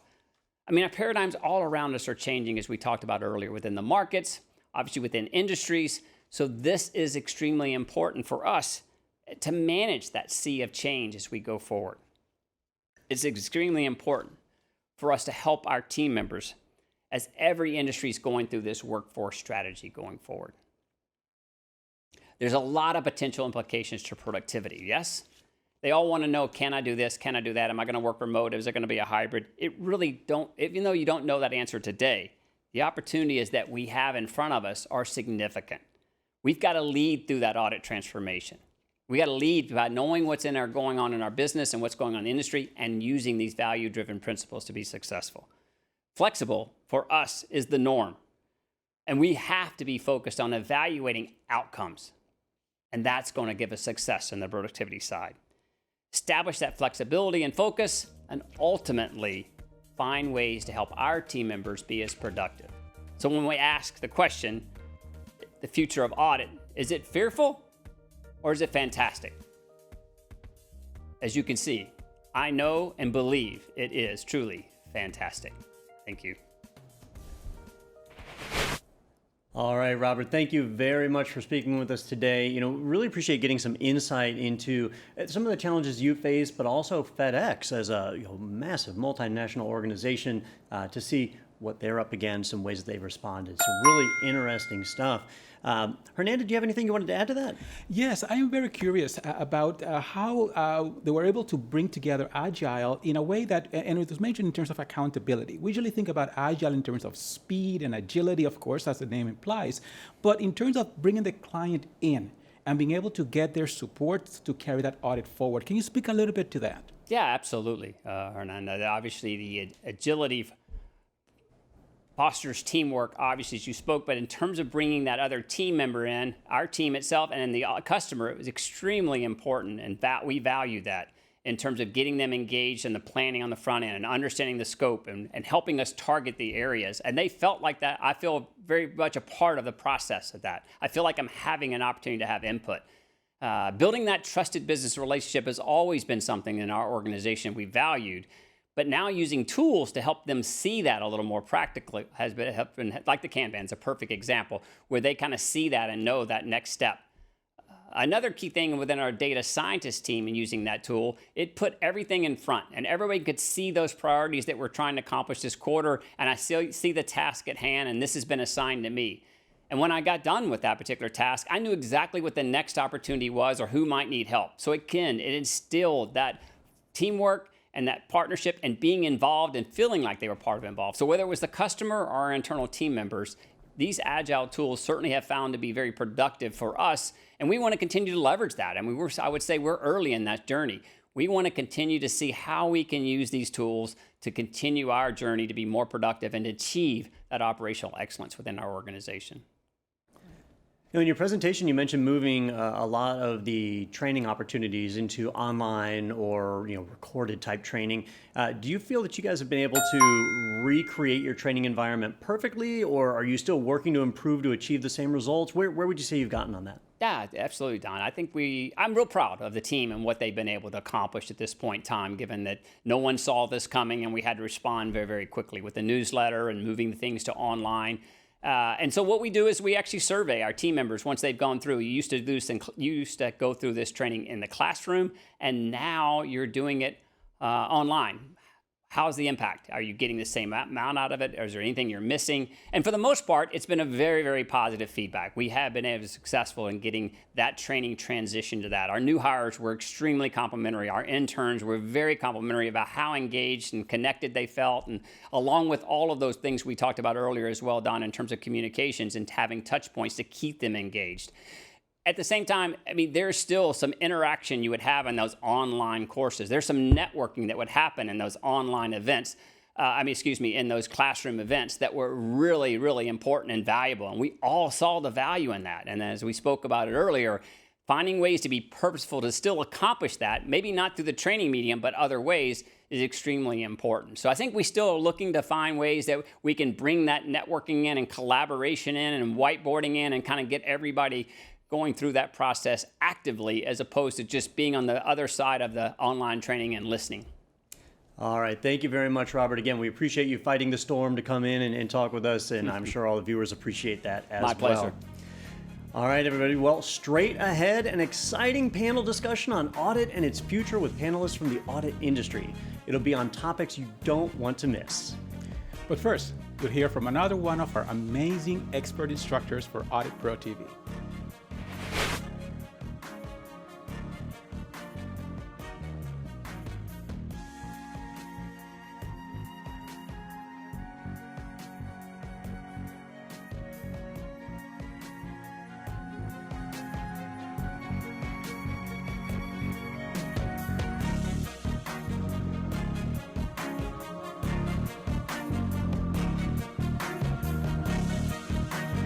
Hello, everyone. We hope that you're enjoying ACI's live virtual conference. My name is Kathy Chambers, and I'm here to tell you about Audit Pro TV. So Audit Pro TV is this on-demand platform where you can get audit training from anywhere, at any time, from any part of the world. It's entertaining, it's engaging, and it's led by incredible expert instructors. I would like to introduce you to one of those instructors now, Lynn Trong. Lynn, hi, how are you? Hello, Kathy. Thanks for joining me. It's great to have you here. It's really great to be here. You know, we've been through a couple of courses together. They've been a lot of fun. We're going to get to those in just a moment. But first, let's talk about you. Can you tell me a little bit about your audit background? So I started my audit career with KPMG a very long time ago, and then quickly transitioned into the internal audit profession, where I stayed for over 25 years. And within that long internal audit career, I was able to work in the healthcare industry, the oil and gas industry, as well as the financial services industry. So within those three industries, I was able to launch an audit department from ground zero at three different companies, as well as start the ERM, the Enterprise Risk Management Program, at those three companies as well.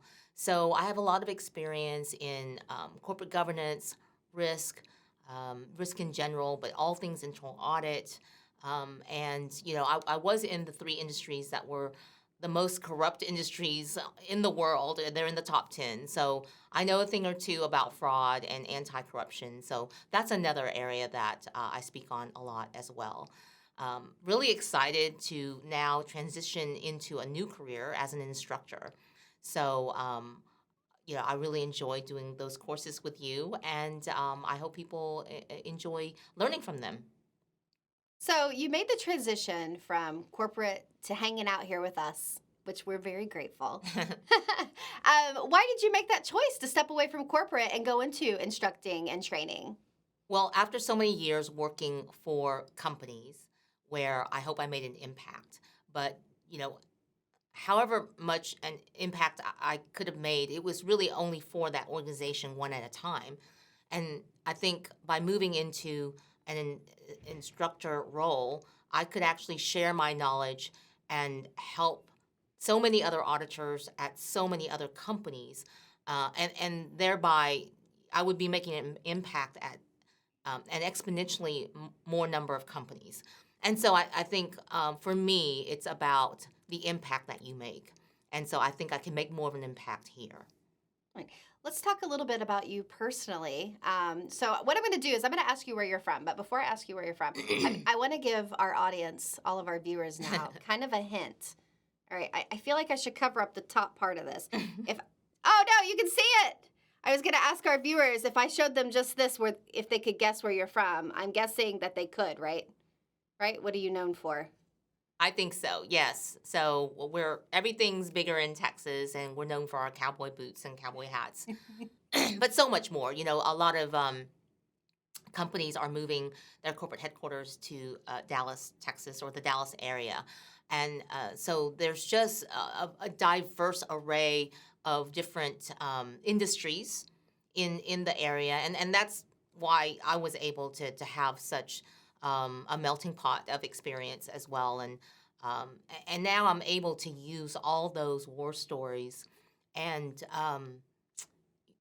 you know, experiences in a variety of industries to inject that into the storytelling and the exercises that we do for the people who attend our training. Awesome. And just so the viewers know, this was a gift from Lynn that she brought to me here to Gainesville, Florida, where we are, right? So it's a boot mug.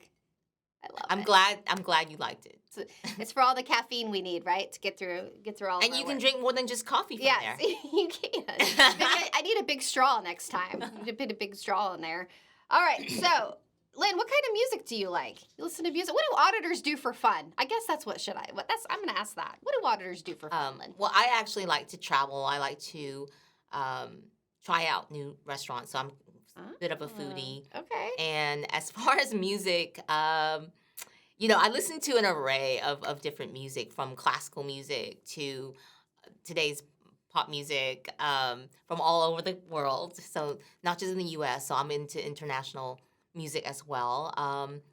Taylor Swift and Britney Spears and Katy Perry. I like all that stuff. Not too much into heavy metal, but I don't want to go outside of my stereotypical auditor persona too much. So, but yeah, so those are the things that I do to de-stress. I like pop music too, so I'm thinking that maybe we should start adding that to some of our courses. Sure, in the background. In the background. I music. love it. Speaking of our courses, we have done 2 together, but there's one that our viewers can watch right now on Audit Pro TV. It's Risk School, correct? Yes. All right. And what would they learn from watching this course from you? Really, from A to Z, from the basics of risk, basic terms and definitions within the risk universe. We talked about enterprise risk assessments and how to perform one, the steps, all the way to enterprise risk management, which is quite different, as you know, and metrics, using metrics to manage your risk, how to make sure that your ERM is effective, what are those attributes. We move into risk-based auditing as well, and how to use that approach to extract more value. As auditors, we're constantly being challenged to add value, and I think risk-based auditing is a great way to do that. I believe we touched a little bit upon agile auditing too, which is very exciting and an emerging practice here. But yeah, I think a lot of people are going to be interested in the risk topic, especially now since the world just came out of a huge risk event, as you know, and so there's questions about how effective were their organization's enterprise risk management program? Were they able to sustain that risk event, and why not, right? Was it a black swan, and how can we better prepare for black swans in the future, and things like that. So I think it's very relevant, and the risk of losing talent right now is on the rise, right? There's a huge exodus of employees because they've had epiphanies due to the pandemic, and so I think retaining talent is being challenged right now. A lot of organizations are facing a lot of pent-up demand post-pandemic, and they're struggling to keep up with hiring. So lots of different risks to talk about. We're going to look at the top 10 risks and try to develop an audit plan from that. A lot of exciting things, a lot of exercises to go through. So, Lynn, you've been in this business for quite some time, and you've also had to gain your CPEs by watching different courses, going to different conferences. What makes our content maybe a little different? I want to say better. I know I'm a little biased. That's okay. Right. But what makes our courses different from what our viewers may be normally used to watching? That's a great question. And I would say for the past, ever since I've had to get my CPE, I've had my CPA for over 2 decades now, but all the training that I've attended, if it wasn't live, so barring that, but as far as on demand, it's all been PowerPoint driven, and sometimes there is a human being talking about the PowerPoint. Sometimes it's just the PowerPoint, but it just feels very one-sided and very lectured. So just a person talking the entire time. So it's not very engaging. There's not a whole lot of exercises. It's just a lot of theory, bullet points on PowerPoint slides. And on the opposite end of that is where we are, which is so engaging and dynamic. And we use exercises. We have you as a host to ask me questions, to ask me the questions that the audience member would maybe be dying to ask, but since they're doing this on demand, they can't ask because it's not live. So it kind of simulates, being there as a live audience asking the instructor questions. It's fun, we have a lot of good banter going on, and I think it's going to be more engaging. And if your interest is being held longer, then you're going to learn a lot more. If we don't make training engaging, then I think people will start to lose interest. They won't pay attention as much. So I definitely think this format is what is needed today, and this is what people are wanting and asking for. All right, Lynn, thank you so much for hanging out with us in your time. And for our viewers, check out Risk School on Audit Pro TV and check out Lynn and her course. It's a great course. I promise you will have a lot of fun. We hope that you continue to enjoy our live virtual conference. And cheers. We'll see you soon. Cheers. Cheers. We'll see you soon on Audit Pro TV.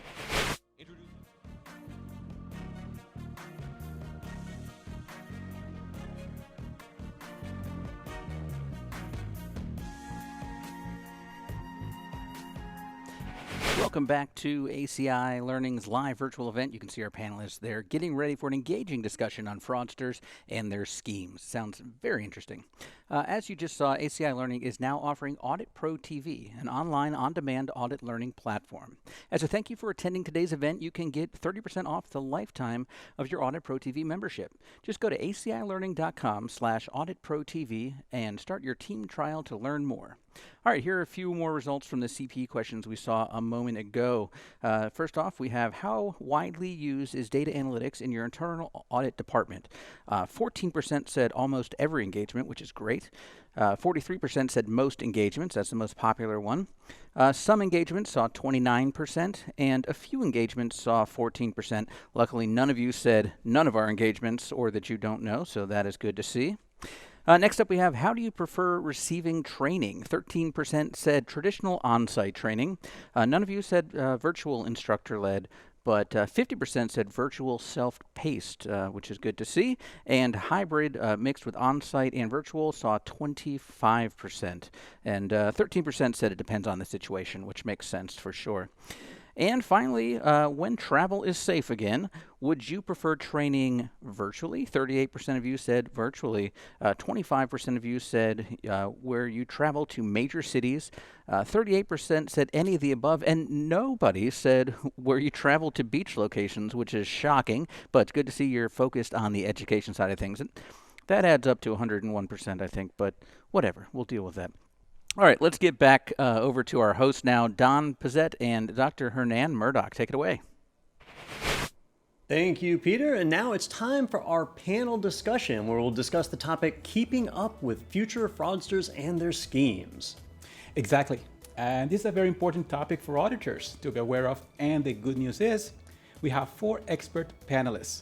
They are going to walk us through this, and they're going to tell us all about the things we need to know to be on the lookout for these dynamics.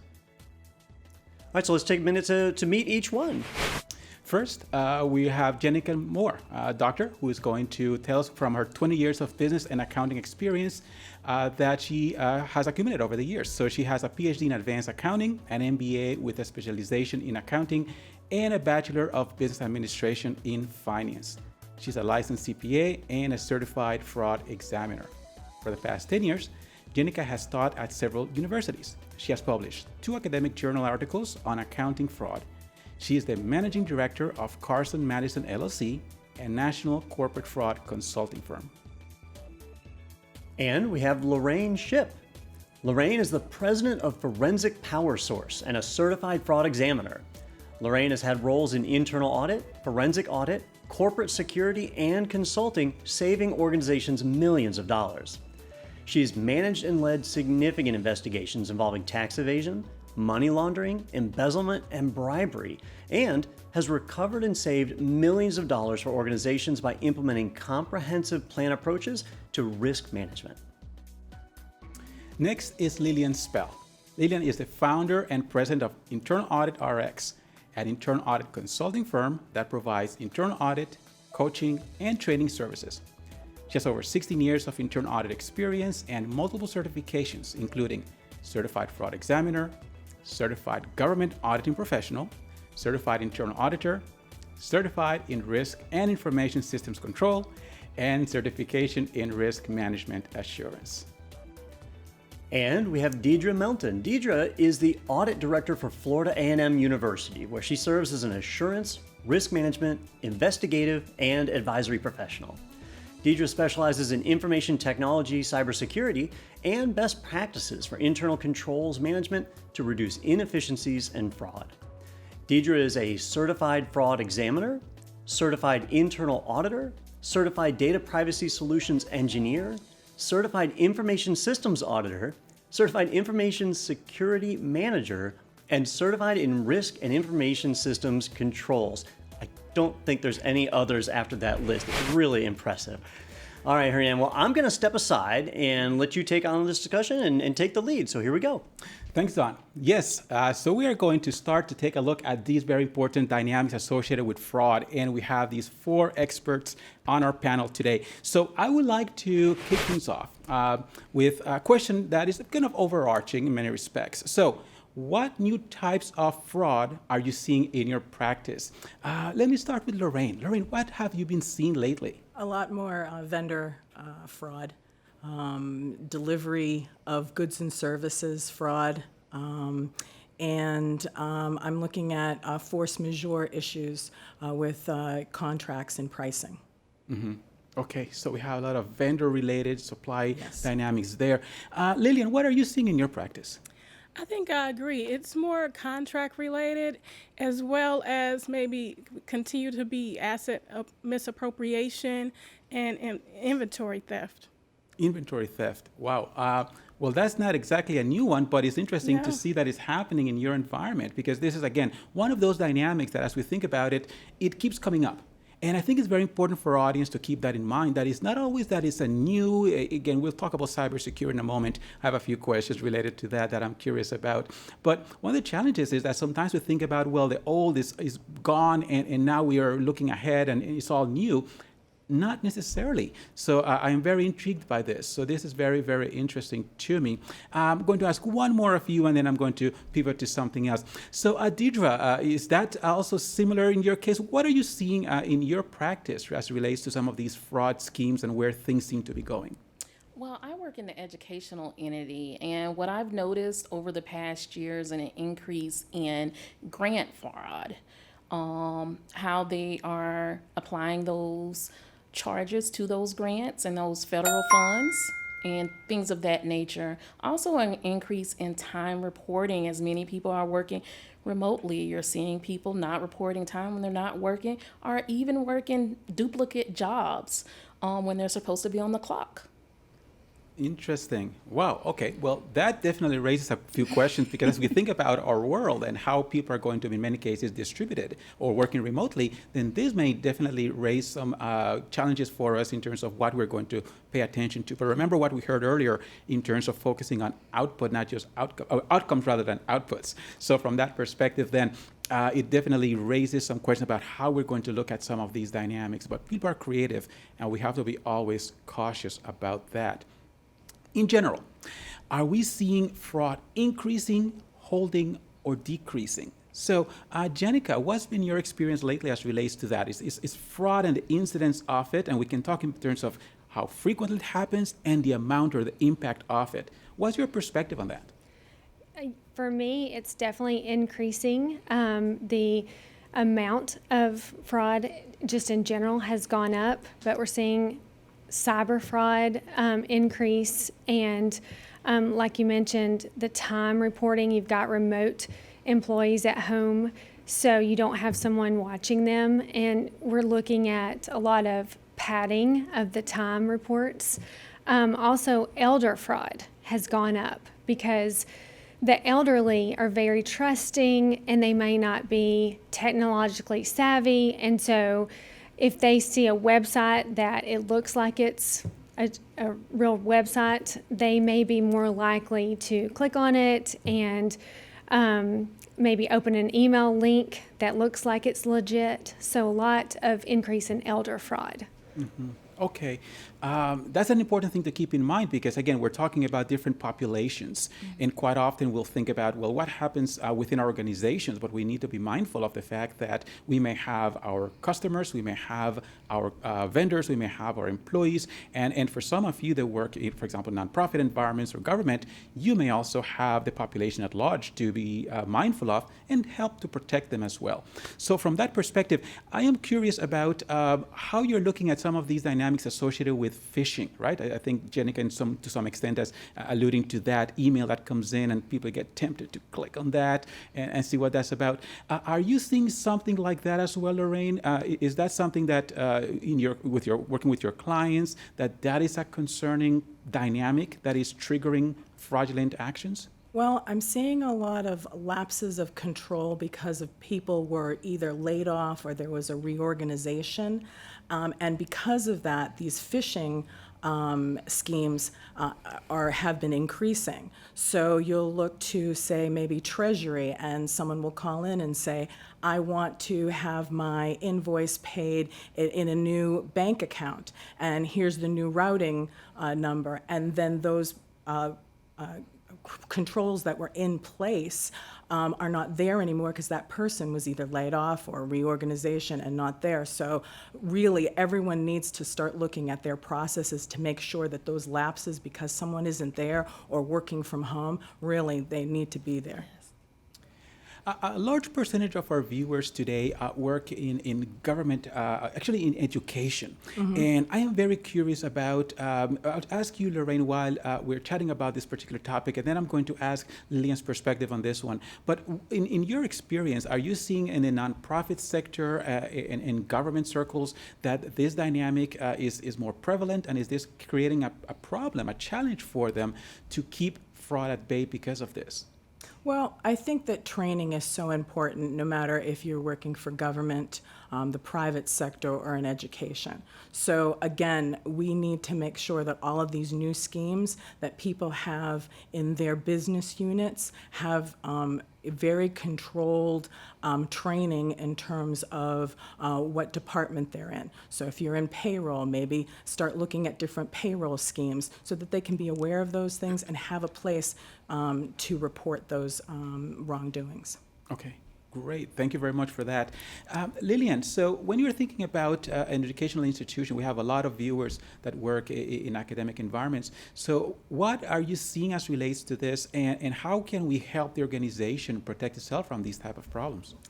I think, again, like training employees in regards to their responsibility in those internal controls is very important.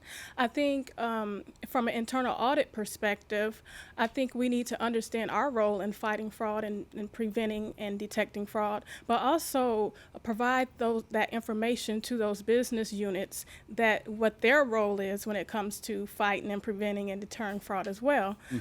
My experience in the education field, it's a lot of information providing to those units, because I think the assumption is that internal audit knows and is responsible for fraud management, which is not 100% the case. And so I think that's important for that training component to be really pushed forward. Okay.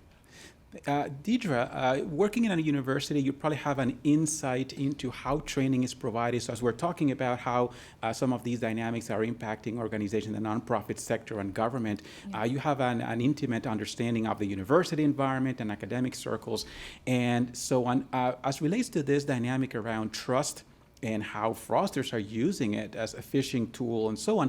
How is their university, and not just yours, but in general, how is education being imparted to the staff and administrators so that they can be more cautious in addition to the academic side of the organization, so that they know that trust needs to be very carefully used as relates to this?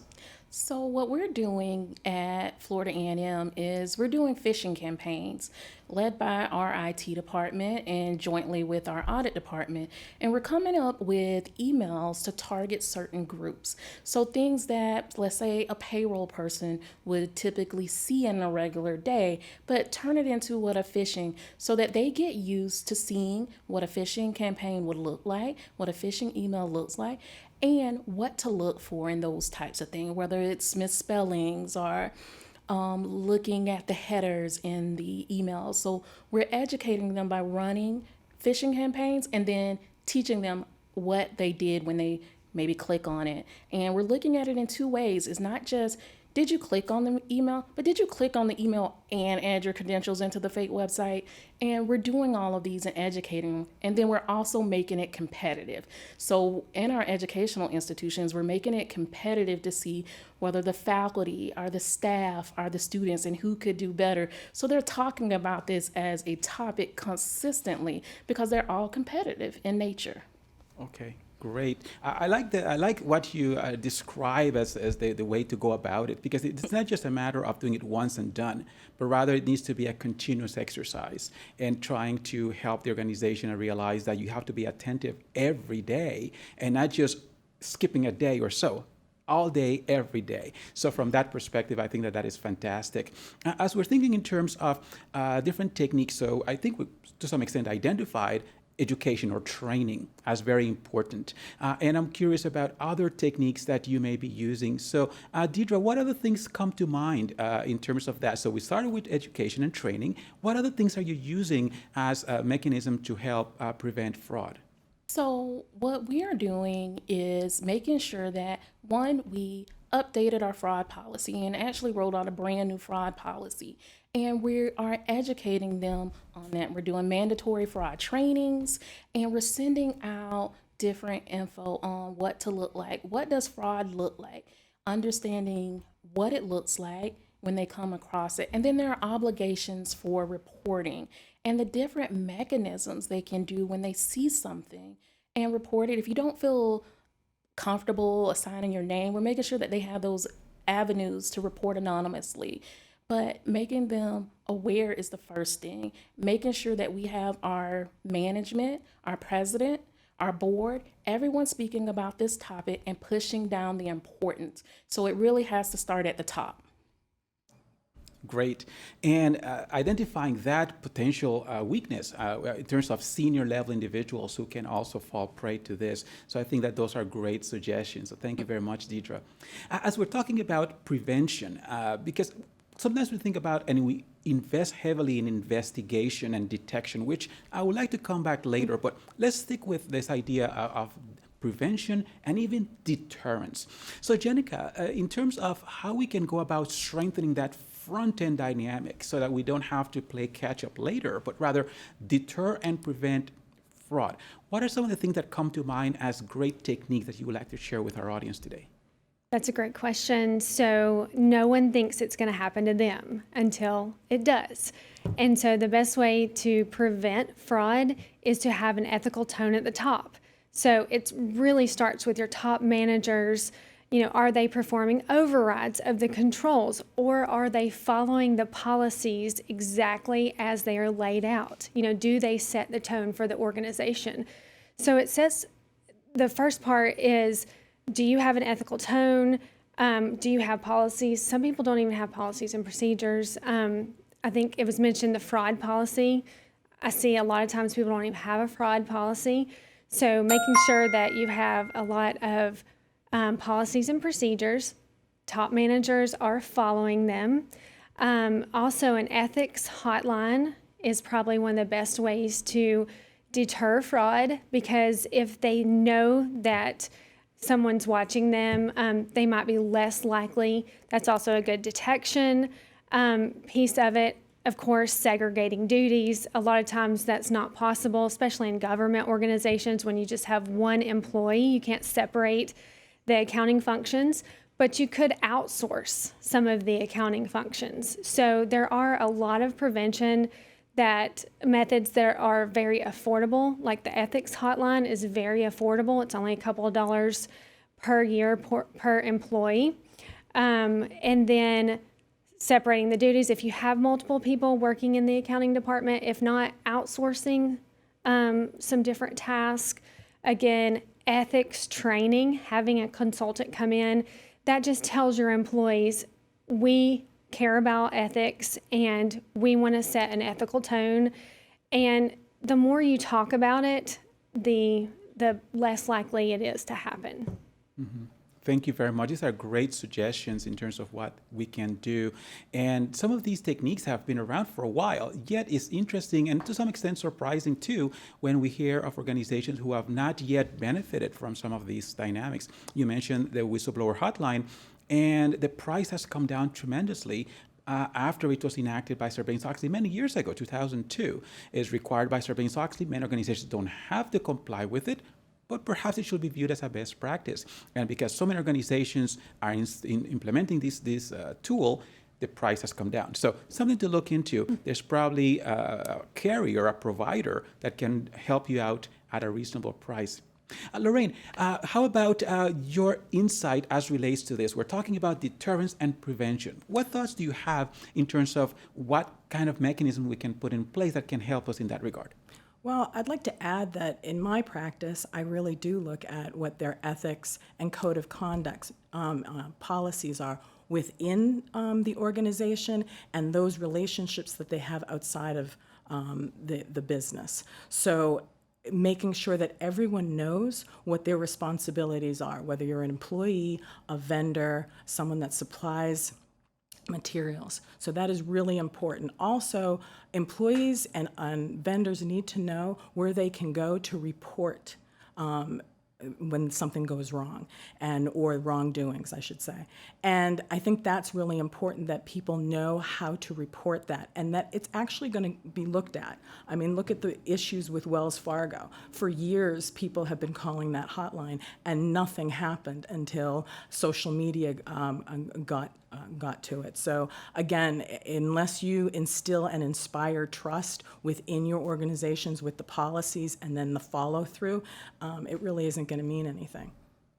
Great point there. Definitely important to raise awareness around the whole organization, and also to make people recognize the fact that it's not just the auditor or the compliance professional or department that is really looking after fraud. It is everybody's job. So from the perspective of everyone paying attention and looking out for the well-being of the entire organization, if they start to recognize the fact that anyone could be, as they are alert to the potential breakdowns there, they may become the one that shares the information for maybe the auditor to eventually investigate. But everybody's job and everybody's paying attention to it. So I think that's a very good deterrent and preventive practice. Now let's turn our attention to detection. So we share some ideas on how we can go about deterring and preventing fraud. Let's talk about detection. So let's start with you, Deidre. So what are some of the thoughts that you have in terms of what works well in terms of detection? What should we be doing and pushing within our organizations? Well, there's a couple of things that I think is major for detecting fraud. One is the hotline, right? Most of the time, I think it's about 75% of detection comes from other people reporting. So it is extremely important that you have the hotline in place for people to be able to report. Two, with the rollout of data analytics in organizations, it's much easier now to set up continuous monitoring of certain fraud risk indicators. And I really encourage auditors as well as compliance professionals and those throughout the organization to determine what those fraud risk indicators look like for them and set up the different data analytics to continuously run, monitor, and alert them to those different types of things that may happen. And going back to the same and regular things of reconciliations, and especially in the financials that allow you to identify anomalies. Okay, great ideas and great suggestions. Thank you very much, Deidre. So as we're thinking about detection, what other things are we doing? What do you think, Lillian? What are some of the things that our auditors and compliance professionals should be on the lookout for? What can help them out? Yeah, with the implementation of data analytics, it gives us an opportunity to look at whole sets of data as opposed to taking samples. And so if you have that opportunity to be able to examine or analyze, maybe a whole year worth of credit card transactions, that is very valuable when it comes to detection. You can use the analytics to identify patterns,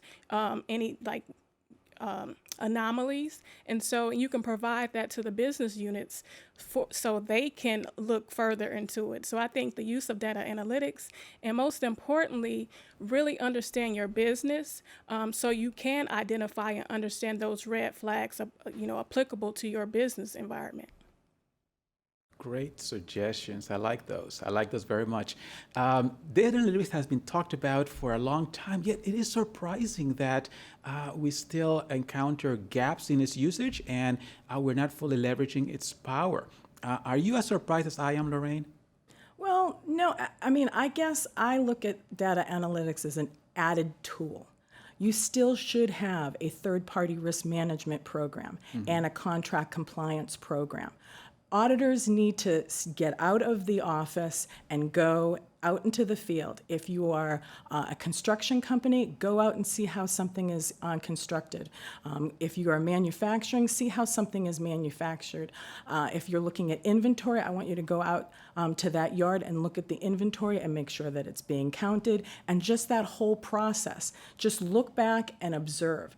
I think analytics are great, but I still think you need that expert person to oversee those things. I have a feeling, Lorraine, that there's a story that you can share about that. So I shared that with you last night.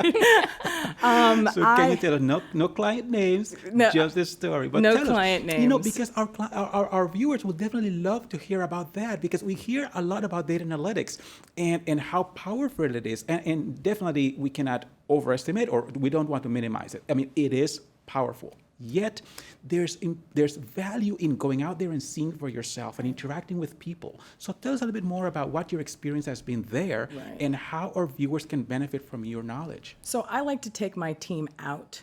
And so we were looking at inventory, and I brought everyone out to the yard and just to observe. And I noticed that we had material coming in, and it was A grade, which was brand new, B grade that was used out in the field but can be reused, and C was scrap. So we went through the whole tour of the business, which I always recommend, and I noticed that the A product, which was brand new, was being processed through the C, which was scrap. And so I wanted to know where that was going. And so we literally observed, and we staked it out, and we found out that there was collusion with employees to sell that material outside of the business. So there was the corruption right there, and it was just a simple observation. And so you should really understand your business and observe all of the processes within that business. Great. Terrible situation, unfortunately, Right. but we can all learn from it, and I appreciate you sharing that story with us. So as we're thinking in terms of the role that we play, and we never like to think of auditors as ruining anything, right? We're always going to help make things better. However, there are times when we may ruin an investigation because of the things we do or fail to do. So how about we pick up on that and talk a bit about how an auditor may unwittingly ruin the potential for an investigation that could be carried out, so that we can protect the organization, recover assets, and the other actions that we would like to carry through. So, Jenica, can you tell us a little bit about how that could happen? How could an auditor, despite his or her best intentions, ruin the potential to properly investigate and potentially prosecute if necessary? Well, I think that auditors, they discover the fraud and then they need to hand it over into the fraud experts. So they kind of need to get out of the way if they do discover it. And a lot of times they do discover it in the audit. An audit is not designed to look for fraud, but it does come up. There are a chain of commands that have to be put in place, chains of custody for documents and procedures that need to be followed. And if things get too many hands on them, even though the auditor is trying to help, the best thing for them to do is just to turn it over to the fraud experts, have them come in, and then kind of stay out of their way. Mm-hmm. Great advice. Absolutely. Thank you very much. In terms of this dynamic around handing over that piece of information, once we identify that as a potential fraudulent situation, what is your experience with that dynamic, Lillian? What do you think about that, and how can auditors do that well? How can they avoid ruining the potential for a successful prosecution? I think internal auditors, number one, we need to understand our authority when it comes to investigations and evidence and collecting evidence. So I think that's important, is the education piece again on what our authority is. But then really learning about fraud investigation. And many times we try to focus on internal audit and performance and operational audit, but if our responsibility is fraud investigation as well, I think it's important for us to know what the standards for evidence collection and where does our work stop and where do we need to, turn it over. But I think protecting the evidence and protecting the assets involved in a fraud is very important when investigating fraud and making sure that we can prosecute. Mm-hmm. This is very helpful. And we were talking earlier about the importance of policies and the procedures as well. And we need those within the organization. We need them within internal audit as well. So what you're highlighting seems to point in that direction. Deidre, is that also something that you have seen necessary in many cases where the internal audit department perhaps needs to tighten up their policies as relates to that, how they're training their auditors to identify what looks fraudulent and know when to hand it over? Is that something you've seen? Yes, absolutely. So auditors need to understand both how to go and gather evidence and understand what their role is in it. But also, it's not just the evidence gathering, it's also part of the interview process and understanding how the questions that you're asking during an audit, especially if you've already considered and thinking that it may be fraudulent, the questions that you continue to ask during the process is also very critical, because depending on the state and the government rules and the laws you're in, there's certain things and rules you have to follow. And so you need to understand all of that when you're asking and you're identifying this fraud. So education of the actual audit staff on fraud, they should be trained, whether or not they are actually conducting that fraud investigation, they should receive that training so that they can appreciate what they are doing. So when they uncover something, then they're more cognizant of when to turn it over. But also understanding the different fraud schemes and the different things of that nature. When they're going through an audit, you should always be cognizant of what those fraud risk indicators are for every audit or engagement that you're doing. So Deidre, on that note, as we're thinking in terms of interviews, the traditional sense, and interviews in a fraud context, what are some of the differences between the two? Because I would imagine that some auditors may not be fully clear on what's the difference between a traditional interview and a fraud-based interview. Can you help us with that? So when you're doing a traditional interview, you're asking just to gather information, maybe try to understand a process, things of that nature. But in a fraud interview, you are always cognizant this information can be used in a court of law. So you don't want to lead them anywhere. You want them to be open. You want to give some background. You really want to be cognizant of the body language that they're portraying in a fraud interview, because all of this kinds of rolls into what they're doing. But also you're looking and you're asking those questions to determine whether something is happening, determine the truthfulness of their actions and what they're saying. And so you're leading them down a different path than a traditional interview.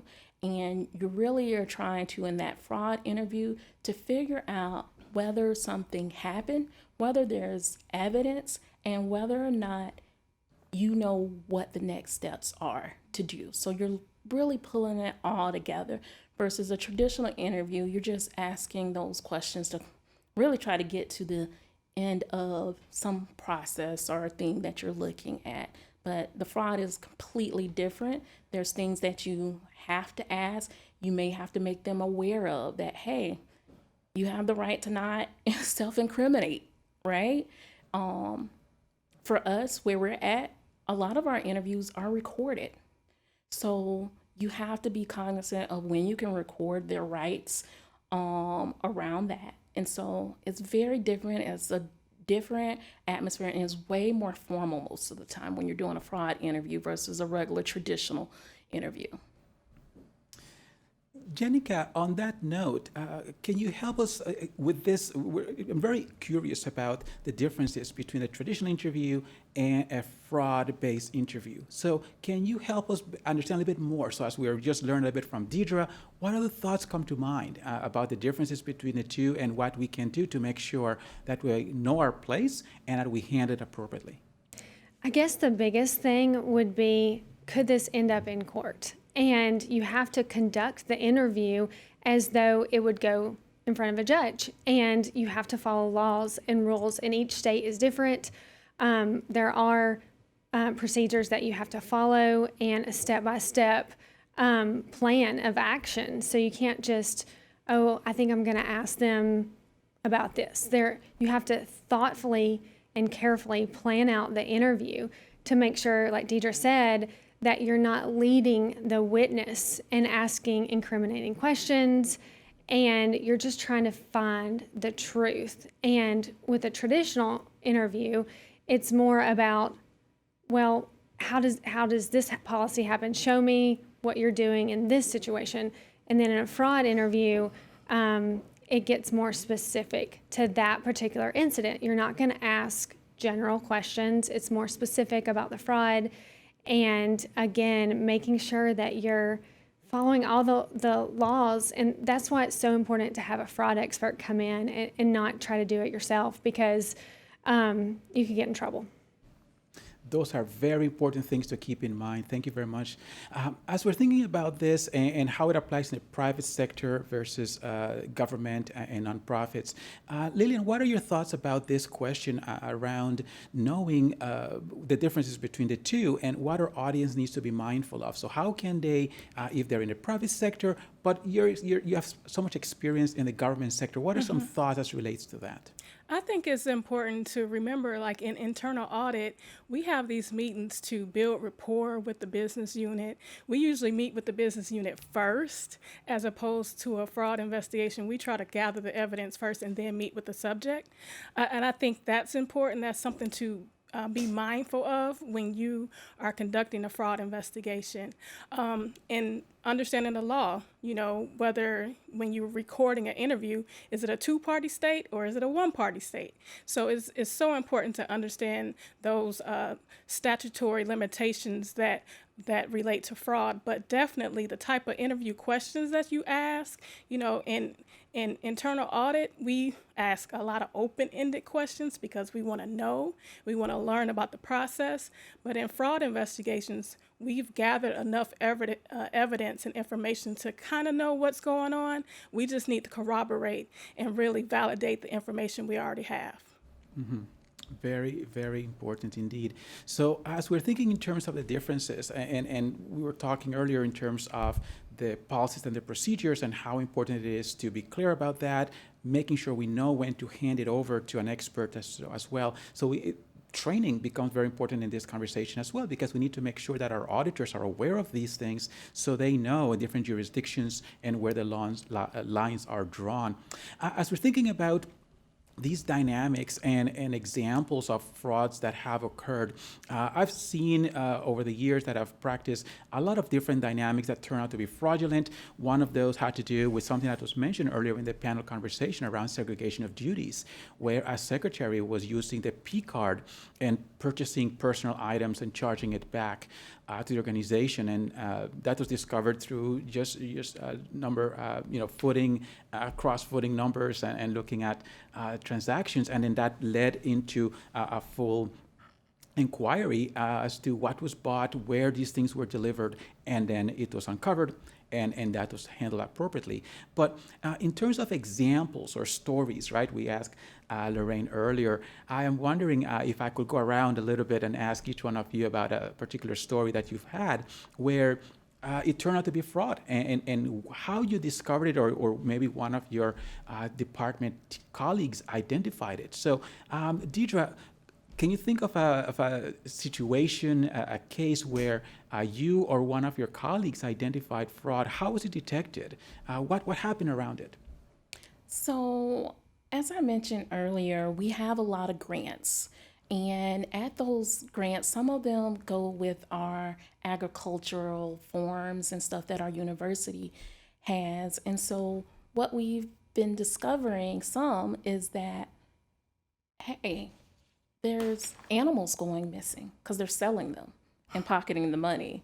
There's tractor and farm equipment going missing, and it's not showing up because you're still charging the grants. And so till you do that grant review is when you reveal that, hey, these animals are no longer on the farm. This equipment is no longer on the farm. And so it's important to, and that's how it's being discovered when you're doing these grant interviews and you're looking and doing different internal control reviews of the different areas that they're having those controls in place. And when they don't have control, you're going out, as Lorraine said earlier, and laying eyes on the things that are supposed to be there. Mm-hmm. So in this instance, we had discovered a researcher reported that they had that, hey, my bull I need for my grant is gone. So we had to go out and we looked into it to figure out really what was going on, and had to discover, well, who authorized that sale? And those are the kind of things that we see.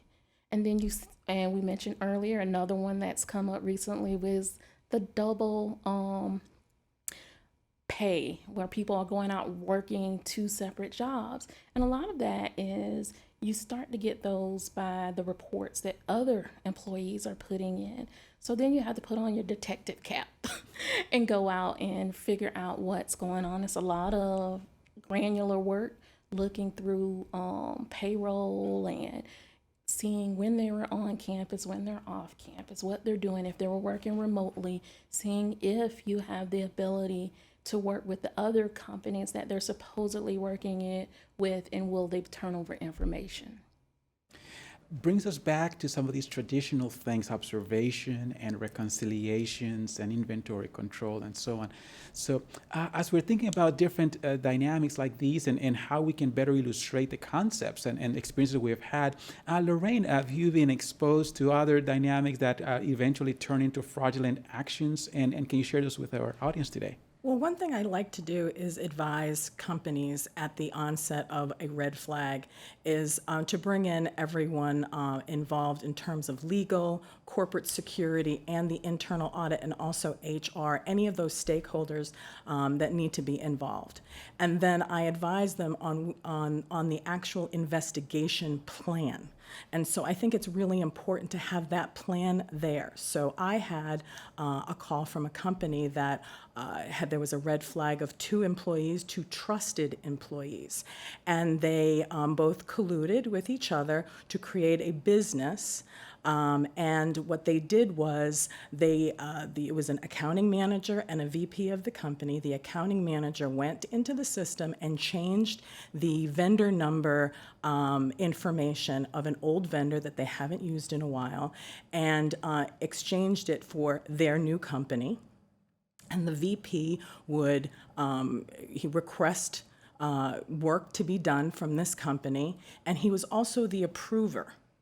So at first, the invoices came in, it was like $10,000, and it was signed off by the VP. The accounting manager just pushed it through, and no one was the wiser because it was kind of small amounts. But then over time, it became $500,000 a year for 10 years. So what would you do in this instance? You look at the company itself. It really was a shell of a company. There was no real footprint. And you realize that the services weren't even done. It was for marketing. And the invoice had no detail to it. So the only reason why this was even picked up was because there was a layoff and a reorganization, and both those people did not work in that company. So again, you're looking at the investigation, you're looking at how to plan for that investigation, and how to advise legal and corporate security on how to handle that. So I would like to introduce a question that was raised by one of our viewers. So in terms of vendor fraud, we spoke about vendor fraud a little bit, but we have a very specific question here. With regards to vendor fraud, is the fraud more likely to be committed by the suppliers, that means the organization, or the employee of the firm being supplied to? So if you think about that question, what would you say is the answer to that? With regards to vendor fraud, is the fraud more likely to be committed by the supplier or by the employee? What do you think, Lillian? I think it can be both. In regards to the type of fraud, I would say, you talk about bid rigging and things of that nature, then it could be it could be a collusion of the vendor and the employee, for that matter. I think when it comes to fake companies and shell companies, that's employee related. And it could be, again, collusion as well. So I think in government, it's a combination of both, really. So thank you very much to everyone for your insights. This has been very, very helpful to better understand the dynamics around it and how fraud can occur. And once again, we go back to some of the traditional things we've learned, and we need to always remember that as we also look forward at how the fraudulent actions are changing, how the demographics are changing, how the tools are changing, a lot of the fundamentals are still the same. So we want to hold on to those. So thank you very much to our panel. And I appreciate your insights and your stories. Definitely help us better understand this challenging topic. So thank you very much. Thank you. Before we close, there's one very important favor we'd like to ask you. We would like to hear what you thought about today's conference. There's a link to the event survey in the chat and at the top of the screen. So please click that now and complete the survey. We look forward to your feedback about the virtual event. So thank you very much to our keynote, Ian Khan, and our guest speakers, Chad Factor and Robert King, and to all our panelists for their time and for their lively discussion. And thank you for joining us. For Dr. Murdoch, Peter Van Rysdom, and myself, well, I'm Don Pizzette, visit acilearning.com to find more exciting ways to earn your CPEs.